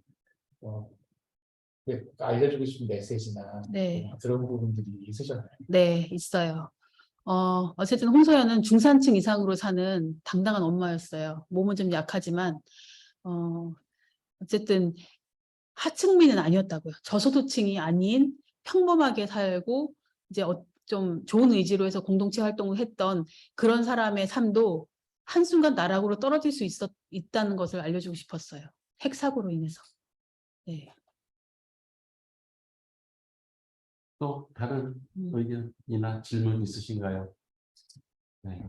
자, 뭐 의견이라기보다도 네, 말씀하시죠. 뭐 이제 생각을 좀 해봤는데 우리는 왜 이렇게 어리석을까? 이제 여기에서 나온 뭐 도시 무인시인데 그 어떤 선별된 그 공포감 조성 이런 거를 스스로 학습하고 자기 검열에 너무 익숙해져 있지 않나 이 생각이 들어요. 가령 뭐 최근에 뭐 카카오 먹통돼 가지고 불편함 굉장히 어찌 보면 별거 아닌데 큰 문제에 비하면 근데 그런 불편함들은 굉장히 심각하게 받아들인다. 근데 그 잠재적인 위험 뭐 이런 핵 문제 그리고 사람들한테 잘 알려지지 않는 그 핵은 연습이 없잖아요. 근데 그런 거에 대해서는 사람들이 사람이 언젠가는 죽기 마련인데 우리가 죽음을 언제 죽을지 모른다는 공포를 늘 가지고 살진 않잖아요. 핵 문제를 그런 식으로 받아들이고 있지 않나 라는 생각이 너무 많이 듭니다. 그래서 사람들이 좀 각성을 좀 더 해야겠다. 굳이 체르노빌 얘기를 안 꺼내고 후쿠시마 얘기를 안 꺼내도 그거는 우리가 당연히 겪을 수 있는 일임에도 불구하고 또 좀 불편해지는 것들에 너무 공포심을 가지고 있고 오히려 더 위험한 것에는 공포심을 가지지 않는 이런 선별된 공포의식 이건 굉장히 문제라는 생각이 많이 들었어요. 네. 그러니까 이런 박현주 작가의 소설 같은 이런 매체를 통해서 우리가 경각심을 불러일으키고 사람이 모르니까 그러거든요. 보이는 거는 내가 불편하고 하니까 그거는 못 참아 하면서 더 큰 위험이 다가오고 있지만 그게 안 보이기 때문에 또 잘 모르기 때문에 그냥 당하고 있는 거죠, 사실은. 그런 게 많죠. 기후도 대표적으로 기후가 위기가 우리 코앞에 다가오고 우리가 이미 다 겪고 있는데도 그건 남의 일이라고 TV에 있는 그 뉴스인 것처럼 착각을 하거든요. 그게 사실 내가 겪고 있는 건데, 그러니까 그걸 모르기 때문에 그래요. 그래서 이런 걸 알려주려는 먼저 깨닫고 갖고 있는 아는 분들이 자꾸 알려야 될 필요가 있는 거죠. 다 같이 살기 위해서. 예, 해석하게도 역사의 수레바퀴가 이제 피 흘리는 자가 늘 있어야 뭔가 변화가 생기고 이 핵 문제도 꼭 그래야 되나 싶은 거예요. 네. 네. 누군가가 희생자가 발생하고 그 눈앞에 현실이 돼야지만 그게 큰일 났다 그제서야 그럴 게 아니라 이미 겪고 있는 뭐 월성 주민들이라든지 그분들과 좀 더 현실적인 이야기를 국민들한테 알릴 수 있는 방안 또 좀 마련이 되고 하면 좋겠다. 대전 살면서 대전에 원자로가 있다는 사실조차도 모르는 사람이 너무 많거든요. 그런 현실적인 대안도 좀 더 마련을 해야 되겠다는 생각이 그런 뉴스가 사실 우리 주변에 아주 다 가까이 다가오고 있는데 뭐 밀양 송전탑 문제라든가 뭐 이렇게 좀 서산 그쪽 여기 이렇게 발전소 그 주변의 분들도 네. 실제 그 질병 앓고 있고 예. 문제들 이런 게 다 가십처럼 그냥 지나가는 거예요. 그런 예. 끊임없이 뭐 이 알고 있는 분들이 주변 분들한테 자꾸 알리는 방법밖에 없겠죠. 이런 주제로 또 네. 혹시 준비하고 계신 네. 내용이 있으신가요? 저는 이제 민주주의 3부작을 쓰기로 결심했었어요. 처음에 쓸 때, 네, 랑월을 쓸 때. 그래서 랑월 지금 이제 제가 이념 작가로 무슨 찍혀가지고 얘 북토크도 취소되고 그러는데 그건 랑월의 연장선이라고 생각했어요. 그때 했던 톱질이 지금도 여전히 톱질을 하고 있구나. 자잘한 톱질을 당하는구나 하는 거를 느꼈는데 랑월이 이제 그 정치 민주주의였고 얘가 에너지 민주주의예요. 세 번째는 경제 민주주의 쓸 거예요. 제가 지금 협동조합에서 일을 하고 있어서 경제 민주주의를 충분히 쓸 수 있을 거라고 생각해요. 예. 아, 그래서 여기 협동조합 이렇게 처음에 그 되게 큰 기준으로 등장합니다. 연대를 얘기하시는 분 있어요.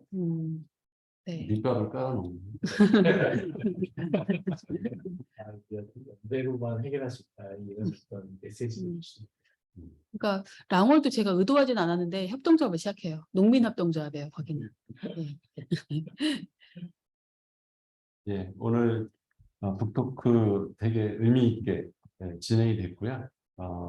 이런 이야기들이 좀 더 널리 시민들에게 좀 확산이 되고 같이 공감을 불러일으키는 그런 계기가 됐으면 좋겠습니다.